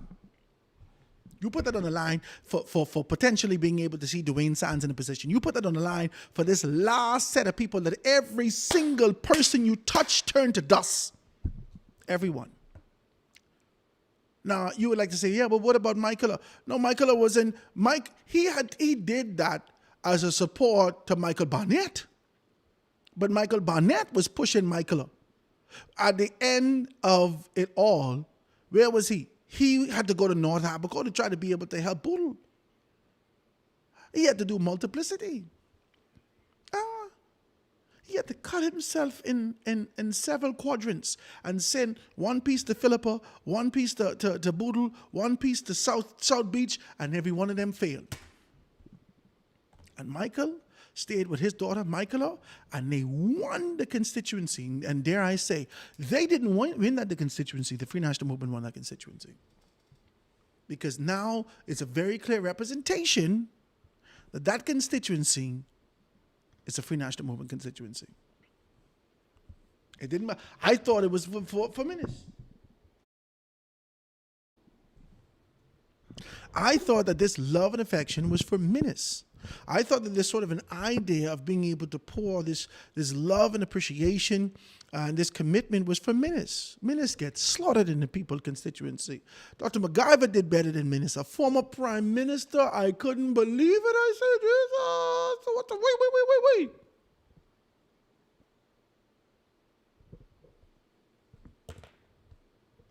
Minnis said, but I feel good.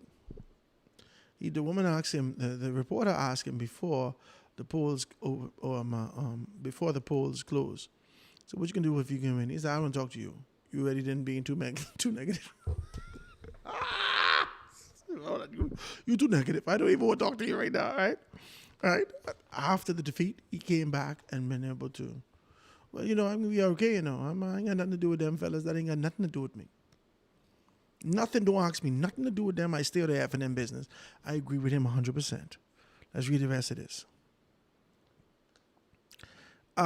Ingram also pointed out to the ability of Prime Minister Brave Davis, the leader of the Progressive Liberal Party, to convince the public of his ability to lead the country over the F&M's leader, Michael Pintard. I think the party has been damaged very badly by its last term in office.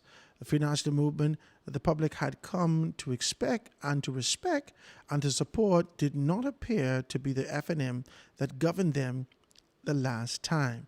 And they have not. Ingram, why you need to deflect so bad? Let's go to page 5, guys. Where are we? Let's go. And then he goes on, he says, and they have not come to that. He said, I think that the pandemic created a great damage for the party. The way it was handled or mishandled. And in the case of Abaco and Grand Bahama, I think there was a great resentment to the party for what it did or didn't do with respect of the hurricane. Hubert Ingram, I can tell you right now. Let me tell you what the problem is. Michael Pintard did not know his task. Michael Pintard showed himself to be a poor leader. He didn't know his task. Michael Pintard, in this particular capacity, sat in a posture of waiting for a directive to do what he's supposed to do.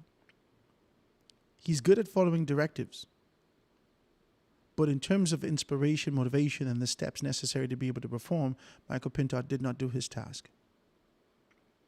You caused the problem also with your relentless support for Dwayne Sands, for strategically putting Dwayne Sands within earshot of leadership, knowing that you supported Dwayne Sands, you couldn't get anything done. No one could get anything done. Dwayne Sands aspiring for leadership, moving on in one capacity in that particular area. Shannon Cartwright, who sit in the middle, and no one, they just superseding him, looking over him, with people making calls and saying, listen, support Dwayne Sands for deputy, and then we'll put Ellsworth Johnson as chairman. We'll do this, and this, and all these things like that. Yeah. These Whilst Shannon Cartwright went in unopposed, you all didn't even let the man talk. You all was too busy trying to finagle yourself in a position of leadership and power without being able to understand the task at hand. You didn't unify the party. The people that you hurt, or that Minis hurt, or that left the organization, or that didn't do what they're supposed to do, you leave them right there. You ignore them, you turn your back on them, and you walked away. You like to take on this kind of a posture to say that the Free National Movement tent is deep. That's not true. That's not true. People don't have a problem entering the tent of the Free National Movement, but they ain't come from there. They don't live in there. I told you that. There is fluidity that exists in the Free National Movement. The council of the Free National Movement is almost like riptides. Underneath is always moving left, right, and center. You don't need to look calm at the top. People are looking for an opportunity to be able to move from that particular capacity. And Michael Pintard, not understanding, not being able to discern that, has not been able to inspire the people towards his leadership. He wasn't able to do it. He wasn't able to do it. Don't matter what no one say. Listen, we sit in this position of neutrality, and I touch everyone who I could possibly touch and ask them, what are your thoughts on this? What are your thoughts on that? What do you think about this? What do you think about that? What do you think about this? In the midst of being able to ask them that, we got a very clear assessment that the Free National Movement is going to lose. We knew that 2 years ago. The data and the information that we collected 2 years ago said to us that the Free National Movement will not win. We expected 15 seats, and then the PLP doubled down on Safe with Brave. They doubled down on Safe with Brave. The last week and a half was only about Brave, Brave, Brave. Everybody who came up reminded you of Brave Davis. And then 15 seats turned to 8. And whenever you decide to be able to genuflect and bow out, it will be 7. Because they know that they're safe with Brave. They know that. They know that. You got to be clear about these things as we identify this. You have to stop it. You have to stop it. I don't like this. I don't like deflection. I like honesty. I like transparency. I like what Fred Mitchell do. I don't care what you say about Fred Mitchell. He gives no excuses. He said, hey, listen, what can we do? We lost. We're going to prepare ourselves for the next time, and when we come, we can deal with it accordingly. I said, you don't have to, I blame this one. And you don't have to do that. You could deal with that internally in your organization. That's the problem with the Free National Movement. Everything is not for public consumption. And this relentless blaming and trying to be able to beat Minis again with another 2x4, and this feel like a 4x4 wood that you keep trying to hit over his back. He has left your organization. He has left the organization. And there's no need to be able to revisit that, revive that, and restore that. Other areas that we could be able to look at, and we could say that they've been revived and restored as a result of these things. And looking at that, we've made a determination about those seats that have been Safe with Brave. Let's call them seats very quick before we get out of here. Marathon, Safe with Brave. West Grand Bahama, Safe with Brave. Bamboo Town, Safe with Brave. Southern Shores, Obi, Safe with Brave. South Beach, Bacchus, Safe with Brave. North Eleuthera, Sylvanus Petty, Safe with Brave. Golden Isles, Pickstock, Safe with Brave. North Abaco, Cornish, Safe with Brave. Kalani, we expected Kalani to win. But Kalani showed us that they are FNM. And I think that's the first time that we could be able to solidify that and put them in that category, because Neville Wisdom, he actually won that constituency. We were supposed to talk about that, but didn't get a chance, right?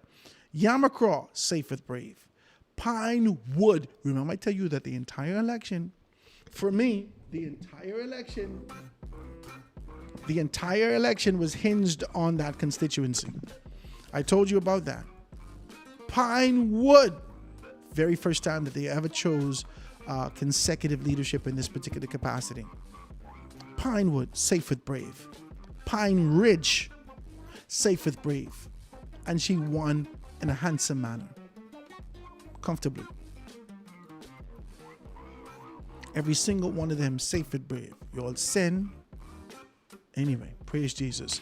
That's it, man. I want to thank you guys so much, very kindly, for being able to do that today. It was a great conversation. We're going to continue this Decision 2026 analysis paralysis. We had a lot of information, not enough clarity being able to come to the forefront.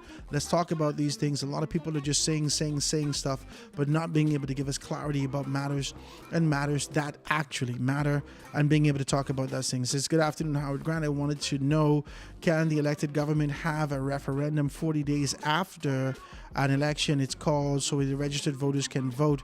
If the elected government should finish the 20 months in power, or call an early election 4 months after the referendum is called. The referendum will happen so that registered voters can vote if the government isn't performing properly.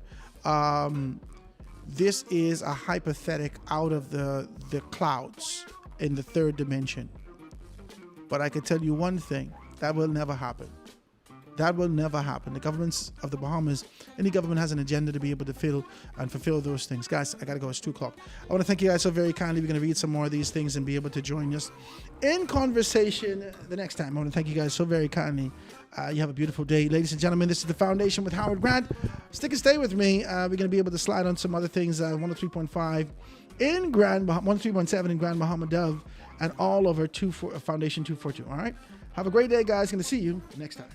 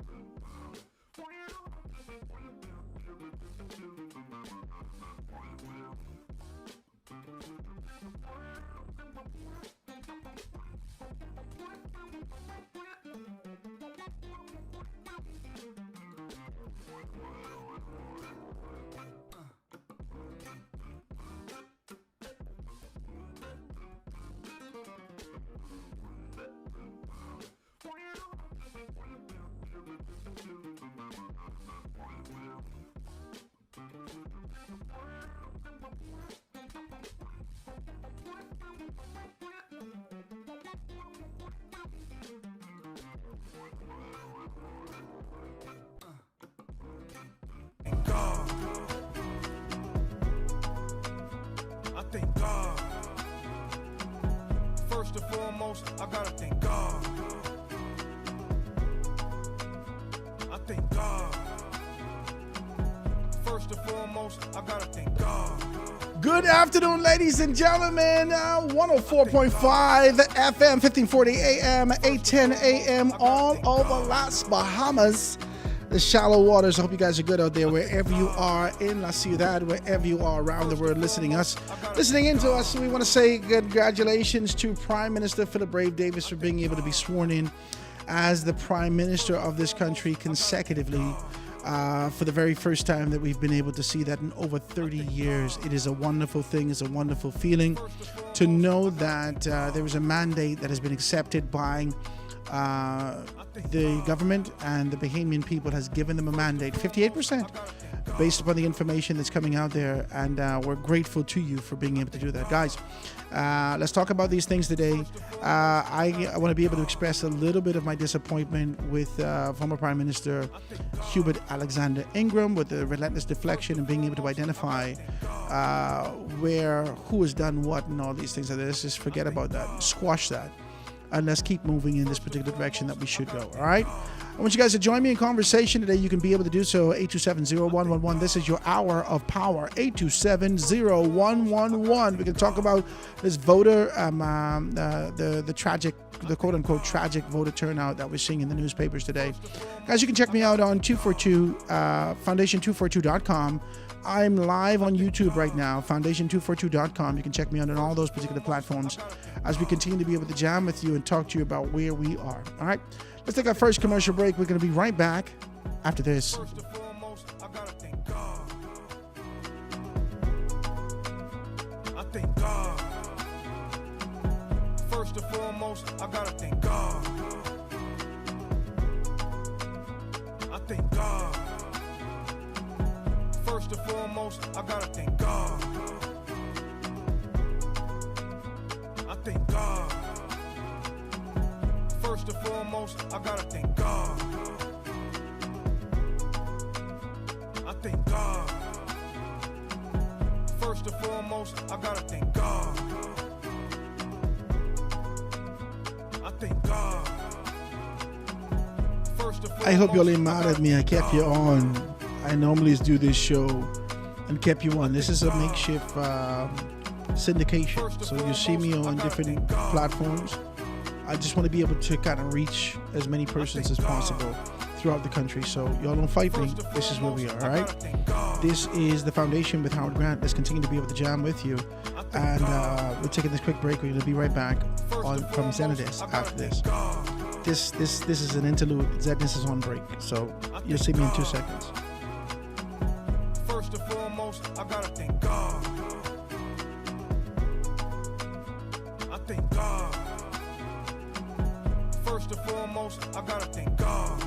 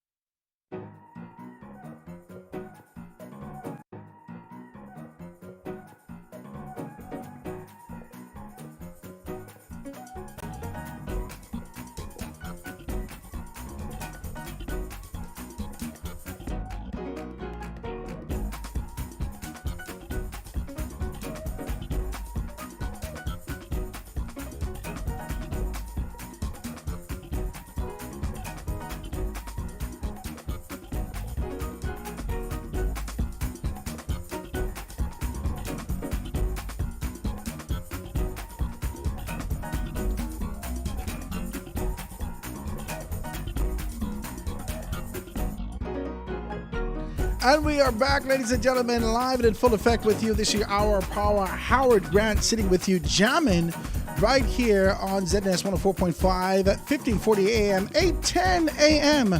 Throughout the entire country, continue to be able to jam with you and talk to you about where we are, where we seek to go. If you want to be able to join me in conversation, I'd love you to do that at the Foundation Prime Time, right here on ZNS. Please give me a call, 827-0111, 827-0111. You can be a part of the conversation. I'd love you to do that.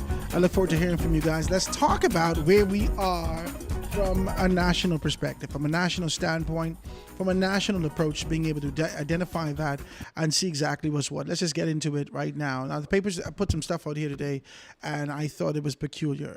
There was a lot of persons, and more specifically, we would have been able to remember Harrison Thompson being able to take on this kind of a position to say that there is an expectation to see 80 to 85% voter turnout, and I didn't think that that was an accurate depiction of what our expectations can be if we looked over the past, if only the past two by-elections.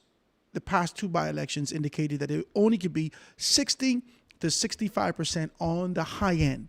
60 to 65% on the high end. Information that actually comes out today, we can be able to see that exactly was what. Guys, check me out, 242 Foundation, 242.com.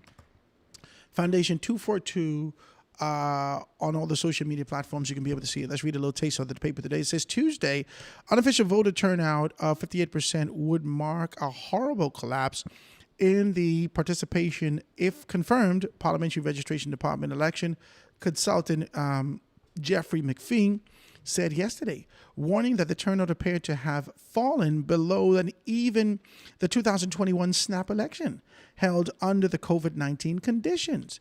Recounts began yesterday in 25 constituencies and were not completed by press time of this particular newspaper, and officially turning out figures.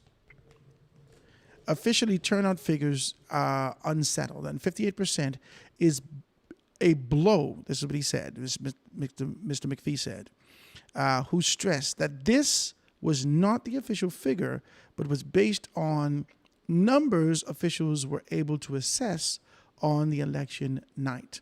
He says our folks have gone south with respect to excitement about elections.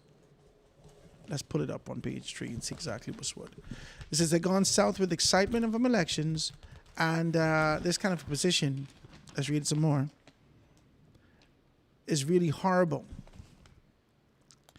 Based on what we're looking at now, the numbers are saying that we voted less than the COVID-19 environment. COVID numbers were better than this. He said that's tragic because with elections, once they miss the election, they don't feel the urgency to re-engage. Okay. He says the apparent slump would be a sharp break, from the country's post-independence victory, voting in that particular capacity, right? It says that routinely expected 88% before the collapsing of the 2021 to about 65%. This is what I told you. I told you there wasn't any expectation to be able to see 65% at the high end. I told you that. I don't understand. I just keep trying to explain this to people. I don't know how we can be able to get to a clearer understanding for between us. But let's have a very clear conversation. It's raining outside, right? Let's have a very clear conversation about this, okay? The allegations, speculations surrounding the potential infractions out of the PRD and that had anything to do with voter registration cards, with persons who were believed to be illegals and not necessarily having proper documentation or naturalization in the country, they believed to be illegal, that only existed outside. All or now, we talking. It only existed outside. Why? On the day of election, May 12th, we didn't hear people saying, oh, we found an infraction. oh, these people came here with a fake voter's card. Oh, these people, it didn't line up. The numbers didn't line up with these particular things. They had a voter's card, but they wasn't registered on the. No. You didn't see any of that. You didn't have to call Lincoln Bain to see whether or not people were speaking the Queen's English with sharp cheekbones. You didn't have to do none of that. None of that. You know why? Because the little purple piece of paper is only used and identified as social status and solidification to be a part of your community. What do you mean by that? People only want to say, I is a Bahamian, I could vote. So they get the purple paper. My children, 18 and 20 now. I have an 18-year-old, I have a 20-year-old. They went off and they got their purple paper. And the day of election, I had to call them. Did you vote yet? Oh, Daddy, I ain't got a chance to vote. My daughter. Oh, well, Daddy, I'm doing something. I'll go, hey. Your daddy was on this line before 7 o'clock. What you doing? It's almost 11 o'clock. You ain't vote yet? Are you out of your mind? Go on the line and vote now. Daddy, I'm going to do it. My son. Oh, yeah, Daddy, I get no. Hey. Go vote now. And then show me your thumb when you finish. Both of them in our little chat family group send me their thumb. They in Grand Bahama. They've been living in Grand Bahama over for a while now, for a long time, right? They show me their thumb. I tell you that whole story to make you to understand that young children are not enthusiastic to be able to participate. They didn't do that for the electoral process. They did that for their daddy. They didn't do that for the electoral process. They did that for their father. I told them to go vote. The majority of the young children that actually got up there, it was based upon the enthusiasm and the determination and that focus that their parents had put. And let me go and do this now. That purple card for young people in this country is a rite of passage. It is a rite of passage. It says that I'm adult, I can vote if I desire. 827-0111, 827-0111. Guys, you can be a part of the conversation. Thank you so much for being able to dial the foundation with Howard Grant. Go ahead. Hey, Mr. Grant. Hey, what's happening? No one had to call Lincoln Bain because the Bahamian read into it. It wasn't no truth. Not one. Not in the Palmy Island. Nowhere. It was a story. This is what I'm trying to explain to you. I am saying to you, all this was, and the Prime Minister spoke to that this morning. The Prime Minister stood up there and said, I'm sorry to see that there were some campaigns that actually brought governmental departments and weaponized governmental departments and said that there are, some infractions that are happening here. He said that's a sad thing to see. And I surmise it, but essentially that's what he said this morning on Mount Fitzgerald, and just being able to talk about that. And now, so when we see that, we realize that all this was a fabrication. All of this was foolishness. Talk to me. But, Mr. Harvard, it would have looked more better. It was widespread and see foreigners. But when you get on one group of people, it's wrong, it smells wrong, and it is wrong, but you only concentrate on one group of people, the Haitian. Why it couldn't be in Jamaican, Chinese, American? You understand? But how much can we hate? What kind of hate we have in our heart towards those people? Yeah, they hate them bad now. Yeah, they hate those people bad. Yeah, they need to stop them. You see? But this, yours is a Christian nation. Thank you. I appreciate your telephone call. 827-0111, 827-0111 to be a part of the conversation. I'd love you to do so. Let's be clear about this, right? Let me tell you something. I live in St. Anne's, okay? The area that I live in, St. Anne's, has like a concentration of Indians live in my area. Every day you could see 15 of them walking. I have like a little, almost like a cul-de-sac, right? So they walk around. It's kind of they do their thing, right? Every day you could see 15 of them. Every day you could see 15 of them, right? So maybe more, right? With the kids and whatnot, they're here. They live it. They commune together. We get on the line, my wife and I. She didn't row at me because she had to go drop the kids off, but I go on the line to hold the spot for us, right? I go run on the line to hold the spot for us. She said, "You can cause me not be able to do." I said, "Just relax. The polls ain't open yet, right?" This was 7:30, so she coming. She rushing, right?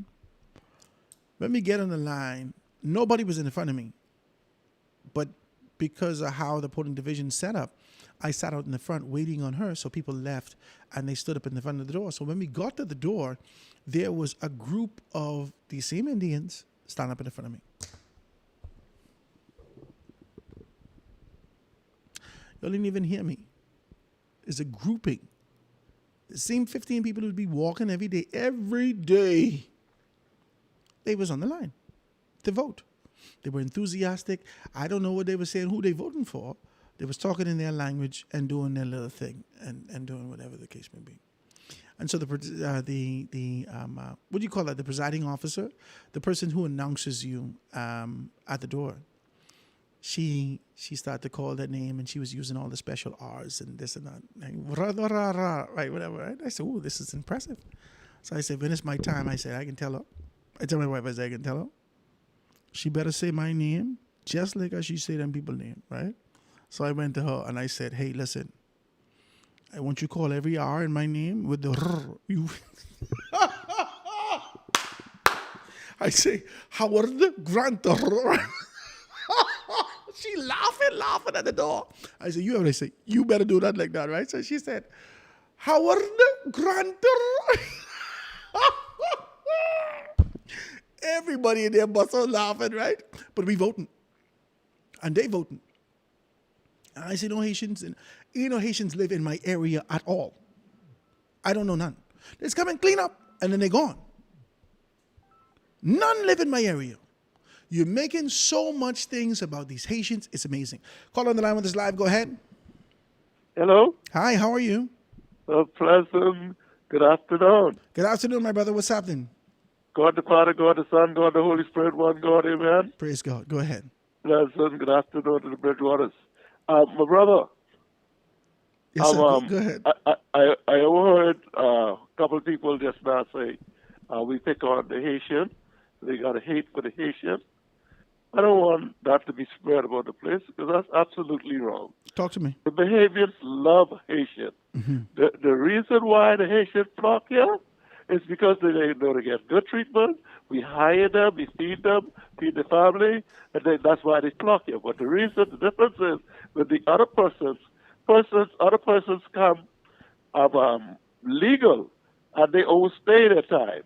The Haitian, they don't have any legal papers. When they come on sailing boat, they come illegally and they flock here. Mm-hmm. So that's the reason why we have to really try to get them out and have them to stay out. You see? Mm-hmm. But we love them. We all are God people, man. We hate them. We love them. I like it. I appreciate your telephone call, my brother. Ladies and gentlemen, if you want to be able to be a part of the conversation, let's do that. 827-0111, 827-0111.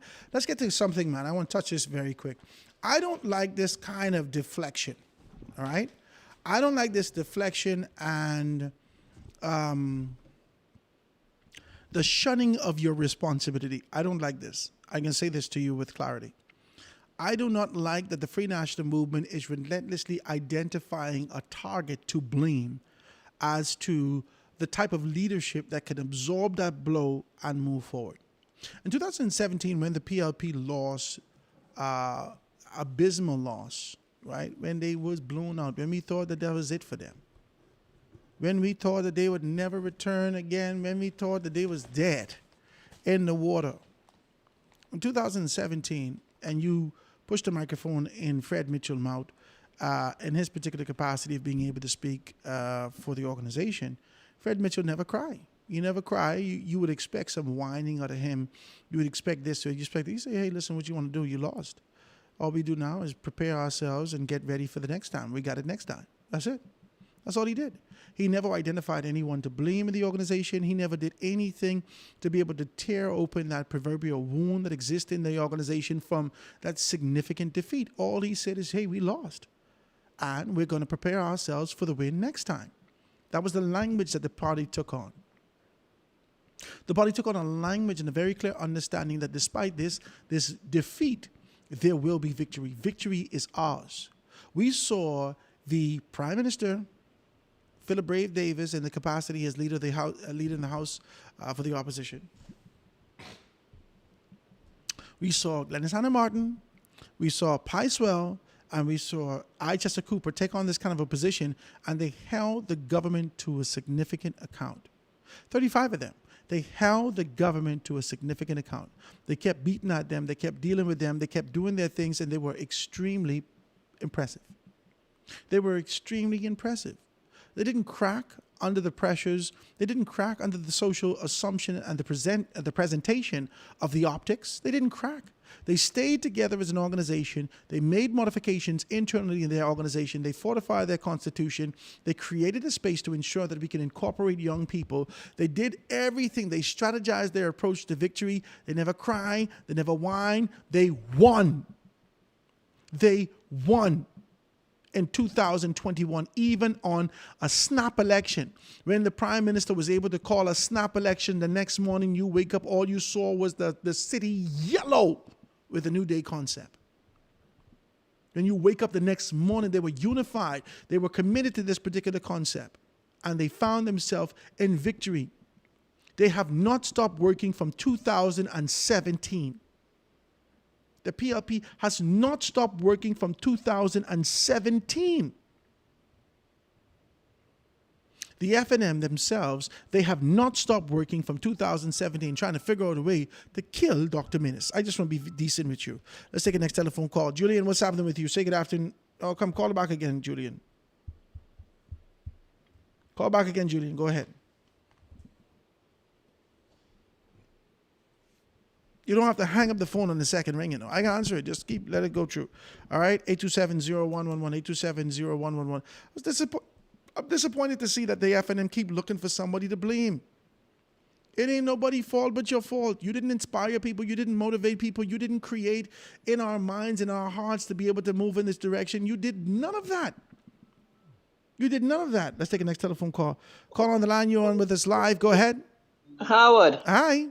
You break my heart just now when you talk about people hate Haitians. And you and that other fellow was talking about y'all hate Haitian. No. What y'all got against Haitian? What y'all got against Haitian? I mean, but Jamaican and American. Stop it, man. I didn't Listen to me.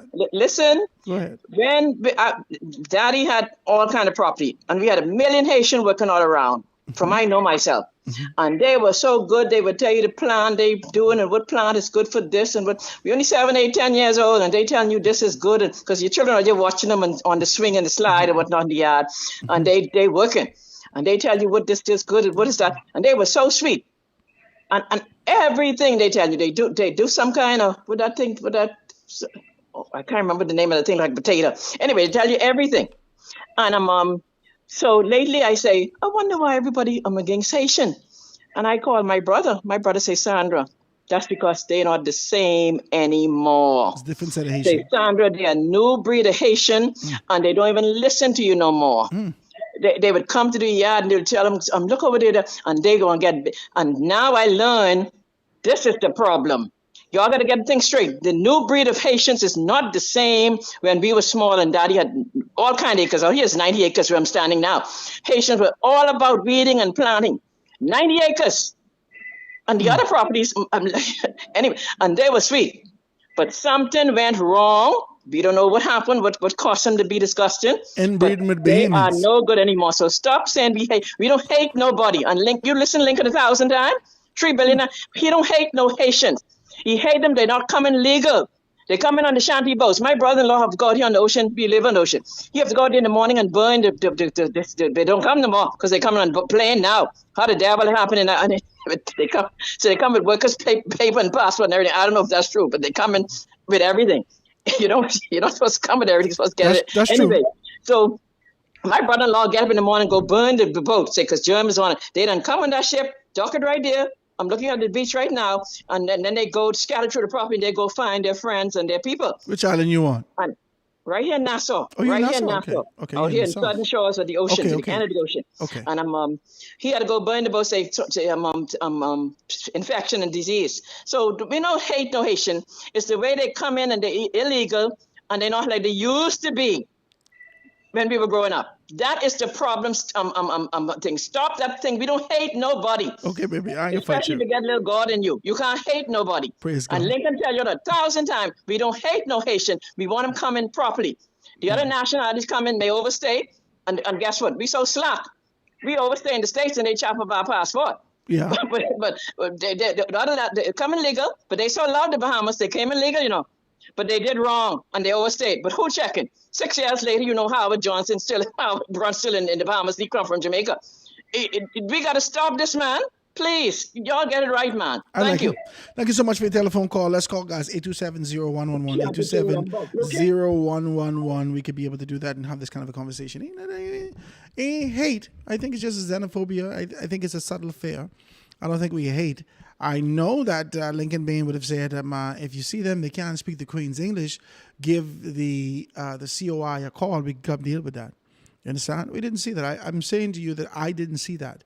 And all this sort of allegations and speculations about the possibility of there being fake voters card and there being passports and all these infractions, we didn't hear that. We didn't see that at any of the polls. There's nobody coming. The F&M teams ain't coming. The PLP teams ain't caring. This was a smooth process. And to be able to identify that. So as we look at these things, I don't think it's hate. But I gave you the entire story about the Indians in my area who are participating in our democracy, which is their democracy also, because they're legal in this kind of a space. No one are actually talking about anything else.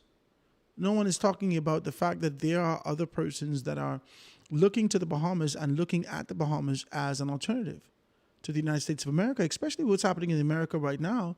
You want to be able to go to a space that you still have liberty, that you still have access, and you still have proximity to America. The Bahamas is that place. The Bahamas is that place. And no one is taking this into consideration. No one. We keep talking about our disdain for Haitians and all this kind of a low-tier and low-brow conversation, but we're not talking with clarity about how do we preserve ourselves in this capacity. The Free National Movement has taken on a very strong position to be able to say that our sovereignty is under attack.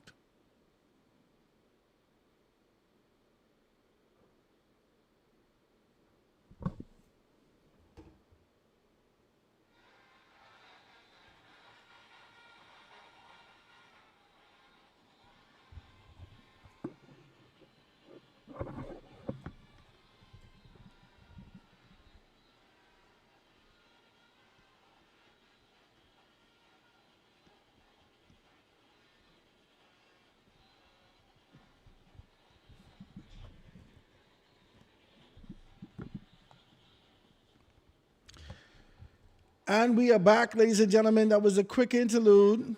You could be able to hear us, and we're doing this live. Check me out, 242, foundation242.com, foundation242.com, or foundation242 all across these particular platforms. I just wanted to be able to be very clear with you as we're talking about that. We love these people. We love legality and being able to take the right steps and talk about those things. But this was, like I said, this is one thing that I need to be able to talk to you about. The papers are spreading out far and wide this particular concept that says that it's a low voter turnout. That's tragic. You can't call it tragic. That's expected. Turn your radio down. What's up, Julian? Hey, brother Grant, what's happening? Turn your radio down. Everything good? What's happening with you? Yeah. Listen to me. Talk to me. They're talking about a low voter turnout.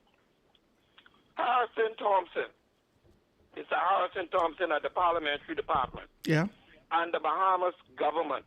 Mm-hmm. They did their job. This is the most people ever registered to vote. Mm-hmm. Now, why the people didn't come out? If you register to vote, why you didn't come out to vote?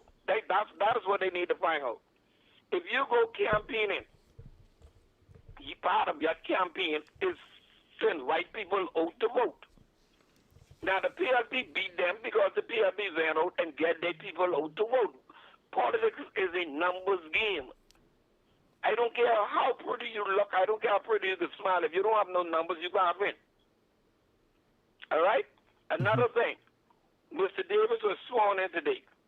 But listen to me how it's right. I can give the F&M a free advice. They ain't got to pay me for this one. Dwayne Sons only $150 right now. We bet in the front of hundreds of people, and he shake my hand and he sees Dwayne Sons, do not pay Julian, because Julian don't pay his debt. No, Dwayne Sons, he got to pay me. We No, shake hand in the you front of ain't the paid God yet. At the advanced poll, we shook hands. God might get 50 of that. Go ahead. But listen to me, Howard Grant. Take Shannon Dawn Cartwright, put him as leader opposition in those assemblies. No. You can need to put a woman in the Senate. No. Yeah, you got to use him. You got to just throw him with the water like that. They was trying to show Shannon Dawn out a long Give him a time. year and a half. Give him a 2 years. They was trying to show Shannon Dawn out a long time. The Hubert Ingham had already told you who he support. His support has never wavered. He's never gone back and said anything else. He support Dwayne Sons. But they ain't got to worry about Sons no more. Sons done. Sons had that big turkey. Remember your mom used to big turkey. He done. You ain't got to worry about him. Well, go with Shannon Dawn as this is my plan. Call Shannon Dawn as leader of opposition business. You can have to put a woman in there. There's no female member, no female candidate in the F&M was more popular than Dan Lee Penn. Put Dan Lee Penn in there for the women. The white man in South Abaco, put him there to keep that 15% white people together. And bring somebody to Grand Armor, for Grand Armor. Dan Lee put 4. The F&M get 3. They get 3 plus 1. They get 3 plus 1. 1 is an independent vote. 16 members, 16 senates. Yeah, but it's 16. That's all together. The prime minister get 10. The independent. The prime minister get 10. The opposition get 4. The opposition get 4. And the independent get 1. No, there's 2 more, right? 10, There's 4, only and 2. There's only 1 independent. No, it's 16 senators. Yes, but the government get 11, the opposition get 4, and 1 independent. Okay, I accept what you said. Yeah, right. well, there's only 1 independent. So, but listen to me, Grant. Go ahead. I hear you said something yesterday when I try to call back and you don't take my call back. But I respect the show 1 call at a time. That's why I got to make sure I say all I got to say now. Go ahead. But listen to me. That Kalani fiasco.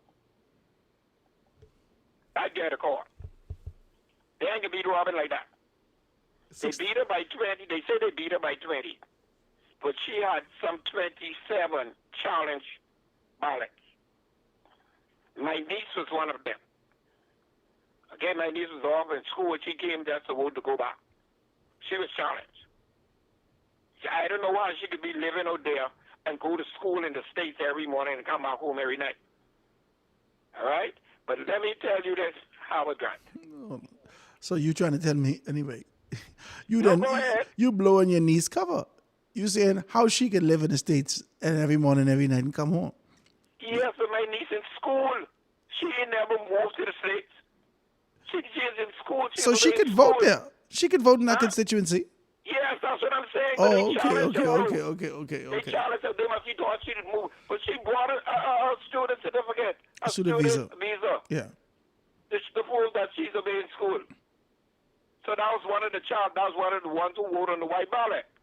Well, I had Robin in the winning column for Kalani. I had her in the winning column. I didn't expect this. I didn't think that she was going to get a comfortable vote, but I knew that she could be able to do well. I had Minnis in the category where he would have gotten about 1,000 votes, and that was the category. But that was it. I told you. I don't know if it's you and God, but you and somebody's on the show. I told you once Minnis gets more than 700 votes, Robin Lang wins. Mm-hmm. How much votes Minnis get? Five something. He come third. I thought that's what MacGyver would have been. He didn't come third. MacGyver did better than him. How much MacGyver got? No. no, when they overall count, no. Oh, the second count. Okay. MacGyver came forward. Okay. He came third. If Dr. Minnis could have got off at least 750 votes, He can't get Robert it. Lyons would have beat him. He can't get Robert it. Lyons would have beat him. He can't get it. Minnis' time is up. Minnis' time is up. He can't get it. Listen to me. This is what I wanted to tell you, too. I don't know if I said this yesterday.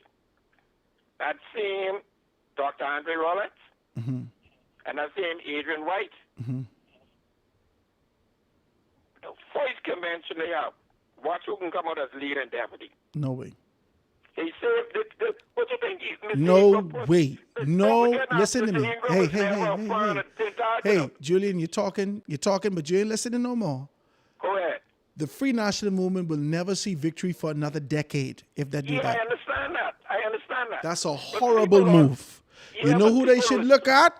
They should look at Lincoln Deal. That's who the leadership should be. Lincoln and Michaela, they should look at them, leader and deputy leader. Michaela could be in the deputy leader capacity, Lincoln in the leadership capacity. Pull Travis Robertson through the Senate. Let Travis be the chairman for the organization and do it like that. Retain those particular things. The leadership of Shannon Orrin Cartwright, Dwayne Sands, and Michael Pintard has already identified that they are done. Brian Brown in the constituency is done. Ellsworth Johnson in the constituencies is done. Marvin Dames in the constituencies is done.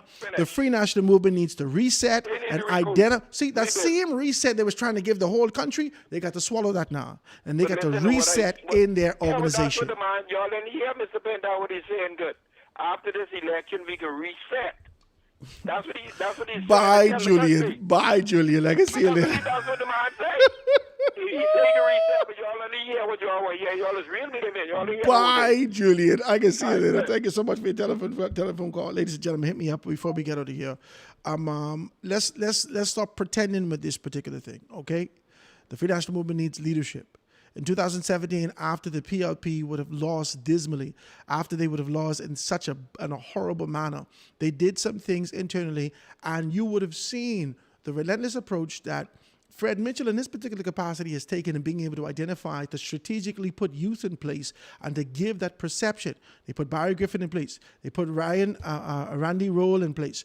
They put Clint Watson in place. They put Latreille in place. They put all these youthful spaces and places even throughout, they peppered it even throughout government agencies, at the top of boards, at the top of organizations. They peppered everyone with an opportunity who are youthful. When there was a shift in place, they put DeShanty Small in this particular space. The PLP was masterful, deliberate and strategic in this winning. You knew that they were going to win. They made their entire campaign, it wasn't local anymore. Politics is always local. What you can do for me, where we is right here. They changed that particular perspective and they made it national. It was no longer you looking at Bacchus role. It was no longer you looking at whether or not you can choose Pat DeVoe. It was no longer you trying to make a determination whether or not you want Miles LaRuda. You were looking at leadership, and they made it national. They elevated the campaign to a leadership perspective to look between Brave Davis and Michael Pintard. And you went to the polls, those who chose the PLP, and say, I got to choose Progress. I say for Brave. That was seared in your brains. The PLP is masterful at doing things like this. I've said this for years. Their campaigns are always absolutely undeniable. The Free National Movement, inconsistent in their campaigns. They believe that the rhythm of FNM PLP would have saved them. And they found themselves defeated in three by-elections back-to-back. Three elections back-to-back. 2 by-elections and a general election. This conversation as to whether or not you're going to be able to retain Michael Pintard is a fruitless conversation. This doesn't even make sense. This is a fruitless conversation. What are you doing having a conversation whether or not you can keep Michael Pintard or not? Michael Pintard has taken you to defeat in conjunction with Hubert Alexander Ingram. Y'all ain't want to talk. Every single person who Hubert Ingram had supported, who would have been able to murmur to say that I've gotten an opportunity for Hubert, who Hubert would have been able to lend his support to, they lost significantly. Well, how would Michael win? No. Hubert stood with Michael Barnett. Hubert Ingram stood with Michael Barnett. Michael Barnett supported his daughter in that particular capacity. You hear me? When on the advance poll or on the election morning or whenever the case may be, Hubert stood with his choice overall in North Abaco. She lost. Hello. Hubert supported South and Central Eleuthera. She lost. Hello. Hubert supported Southern Shores. She lost. That's Julian Girl. Hello. Hubert, every single one of the candidates that he's touched, lost. But instead of being able to talk about his political collateral, instead of being able to take on this kind of a position to say that I will officially bow out even from the dealings of these political organizations and allow them to be able to chart a course to their own future and their destiny, they continue to be able to come to the forefront and say in the papers that they are wounded by the Menace era. Dose, you got to be kidding with me. You wounded by the Menace era? For 4.5 years, the only thing that the Free National Movement has done was fight Hubert Alexander Menace. That's all you did. That's it. That's all you did. Hubert Alexander Menace get more whipping, you would think he was going to Golgotha. It's too much. Hubert Alexander Menace get beat from his organization. They beat him. They whip him when there was the first dispensation in 2016, and he had to pay his own money to go to convention to be able to settle some things. He settled the score. He was able to unify the party just enough to win in 2017. Won in 2017 and 2021, abysmal, absolutely dismal. He was washed out. Boom, gone. PLP found themselves in this kind of a position. They left him, and for years after they separated from him, they now, when he made himself official to say that he's going to run independent in the constituency of Kalani, mid-campaign, the chairman, instead he tell us what's going to happen in Bamboo Town, because he couldn't find a constituency for the longest time. Instead he can tell us what's happening in Bamboo Town, how they're focusing on these things, what the overall objective is, what the agenda is for the entire organization. He come and start the people press conference off by telling you, now don't worry about this. We can make sure fire Menace for sure. Brother, what does that have anything to do with here? Why don't you leave Menace alone? Leave Menace alone. Why don't you leave Menace alone? You need a scapegoat. You need a political scapegoat. You blaming all of your incompetencies, all of your inaccuracies, all of your lack of preparation, all of these particular things on one man. When there was an entire machine to assist you to get to your objective, the only thing you all could have seen is being able to focus on Menace. That's why you lost. You didn't motivate the Bahamian people. You didn't inspire the Bahamian people. This was a race of leadership. 3 times, almost 4. In the middle of your campaign, you then change slogans. And I hear people say, oh, the FNM is going to win 30 seats. Sir, where you get this information from? The COI is going to win 1 seat. Where did you get this information from? We was holding our breath when we saw those numbers coming in for Lincoln and Pinewood. But I told you, we talked about this.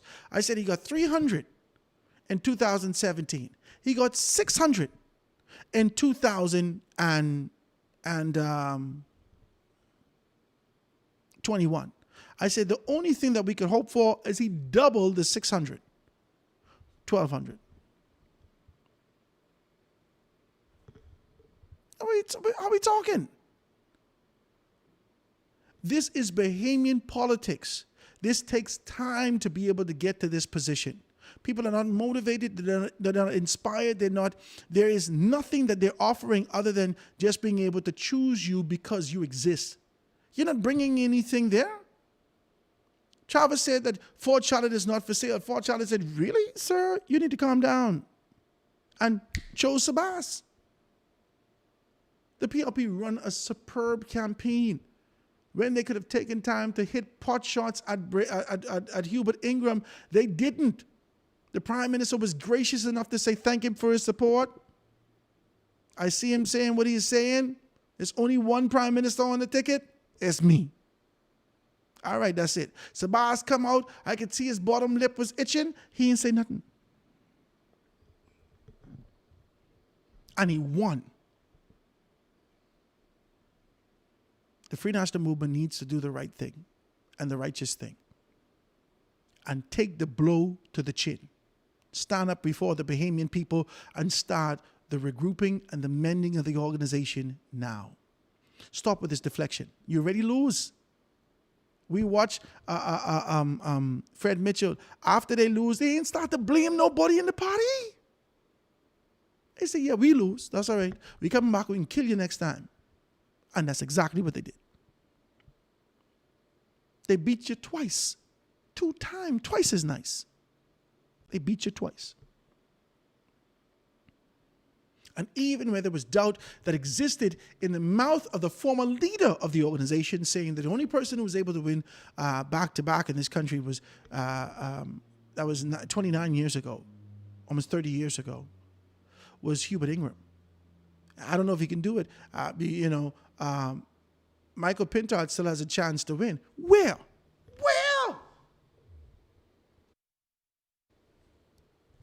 Where does he get these numbers from? Where does he get this analytics from? Where does he get this kind of conversation from? These people who don't know nothing but politics in this country pull this feeling out. I feel like the FNM could still win. Pull it out the clouds. And we're supposed to ingest this foolishness. Sir, this is not manna. This is madness. No one is consuming that. You could not get 85% of people out to the vote. I told you before. Let's be clear about this. The Free National Movement does not have a base. You all around me by that. You cuss, you fight, everything. You're around me. The Free National Movement does not have a base. They have fractions in the organization. They've always been a fractured organization. They're Cecilites, they're Ingramites, they're Minicites. You couldn't get Pintardites. You couldn't get that because everybody was already occupied. Okay? And in the midst of the division that exists in the organization, every single time there's another organization that pops up, there are people who are fractured in the organization, not empowered, not identified, who says, oh, maybe the DNA will be for me. Go to the DNA. Maybe the COI will be for me. Go to the COI. Maybe the CDR will be for me. Go to CDR. Maybe the UPP, Gregory Morse party. Maybe that'll be for me. Maybe the independent will be for me. The fluidity that exists in the organization has always taken the heart of the people into a direction where they believe that this could be the next dispensation for me. They don't have an assured position or assured base. They do not. The only thing that pulls people to them in that particular capacity, with clarity, let's talk about this, is motivation and inspiration. Only Hubert Ingram was able to do that. Thanks so much for calling the foundation. This is Howard Grant. Go ahead. Grant, it's Paul Ted. Hey, what's up, Uncle? What's happening? I'll be reading the letter, man. Enjoy it. Listen, you forget what I told you, right? Let me hear it. I told you Michael Pintard cannot be a leader. A people was looking at leadership in the Prime Minister. A leadership vision in our party, in our majority rule party. Michael Pintard disrespect Dr. Minnis. People look at all of that. Order Dr. Minnis supporters go on PLP, vote PLP. Now, hold on. My opinion. Hold on. Let's be clear about something. Y'all will make Dr. Minnis seem like an innocent lamb in this thing. This is exactly what he did to Loretta Butler Turner. I agree. This is exactly what he did, and all he doing is eating he's being returned the same favor that he was given. And the same favor with Michael Pintard. I got to take a break. Let me take a break. They're calling me from ZNS. I got to take a break. All right, guys. Quick break, guys. We're going to take a break and going to be right back after this.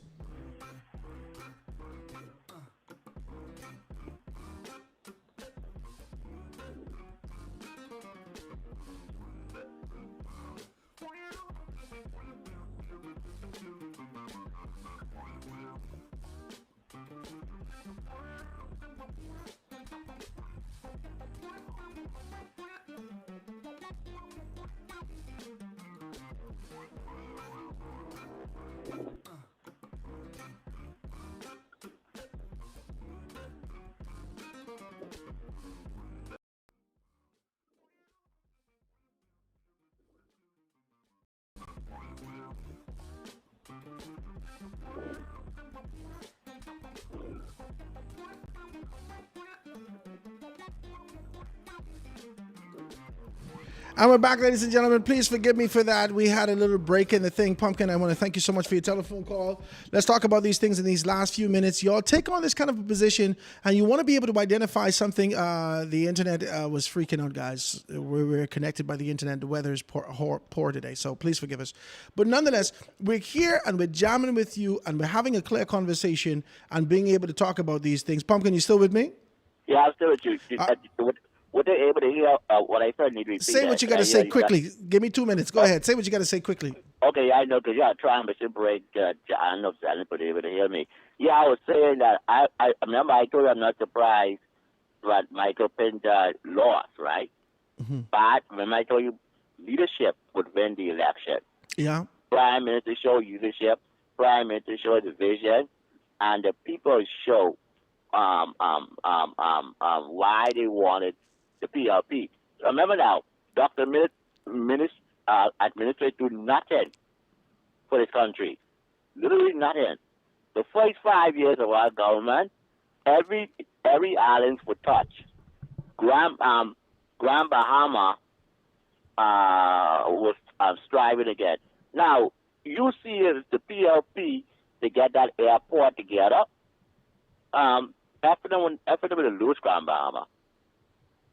The airport was together, and Listen, Pumpkin, I didn't tell you. Grand Bahama don't care what you do for them. They voting F and M. I didn't tell you that. We're gonna break into that next 5 years. That break it in. That slowly changed, and I told you that too. They got a chastity belt on, sir. I don't know how you can break into that. I said, appreciate your telephone call. I got to get out of here. Thank you, man, so much. Right, ladies and gentlemen, I just want to be able to be very clear with you. Let's do this. The PLP has won handsomely. There's an expectation that Michael Pintard would do the right thing. There's an article in the paper this morning that actually speaks to the fact that Michael Pintard should step down. This is with Bannister, former Deputy Prime Minister Desmond Bannister, said that the Free National Movement leader, Michael Pintard, including Michael Pintard, Michael Pintard should resign after the party's crushing general election defeat on Tuesday. Michael Pintard has taken the party into 3 back-to-back defeats. The organization must look at him and be able to make a determination to separate themselves from a formal perspective, not necessarily to kick him out of the party like how they did to Minnis. Okay? Now, y'all try to make Minnis like an innocent lamb. That's what I said to Pumpkin. Maybe we got cut off. This is exactly what Minnis did to Loretta. He only tasting his own medicine. This is a taste of his own medicine, and the inebriation thereof. This is the proverbial political Xanax. Okay? He get knocked out by it.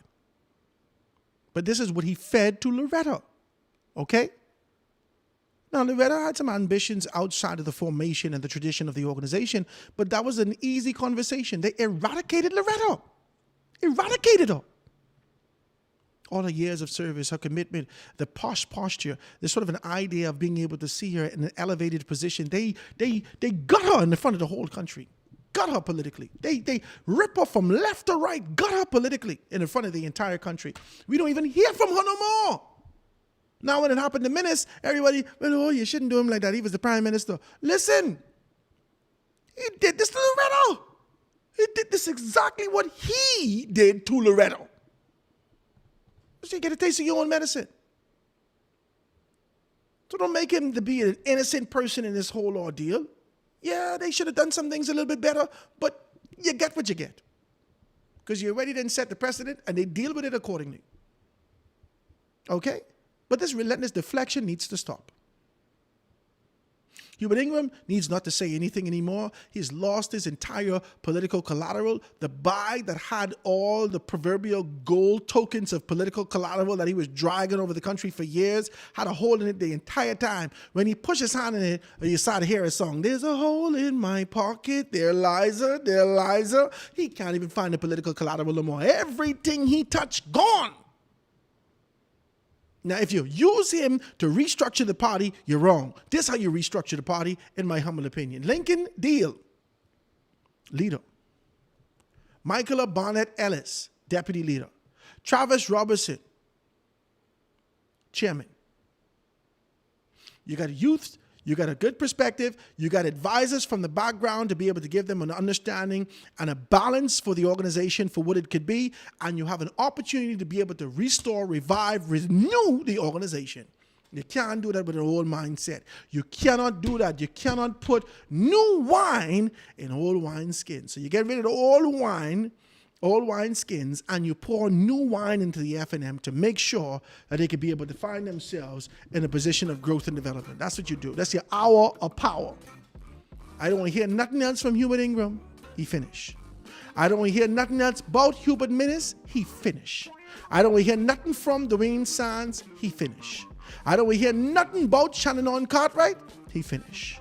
I don't want to hear nothing about none of these candidates no more. They finish. The new direction for the Free National Movement, the new dispensation of leadership, the new concept, the new wine for the future. And you start that now. I can't get no amen. Amen? Praise Jesus. Ladies and gentlemen, I want to thank you so very kindly for being able to tune in with us. It's been your show today. Jamming with us right here on the Nation Superstation right here. ZNS. 1540 AM, 810 AM, 104.5 FM, all over the country. Stop talking fool. We ain't looking to blame no one. Take this one. You got to take this blow. Take it on the chin. Stand strong. Say it with your chest. We lost. We will reemerge, and we will be victors again. Victory knows where the Free National Movement lives. But you can't find him if they if there is a delusion that exists in the organization. Your GPS ain't beaming bright. Get your GPS to beam bright and find victory again. We can see you guys tomorrow. God spare our lives right here on the Foundation Prime Time, only on ZNS. Have a great day, guys.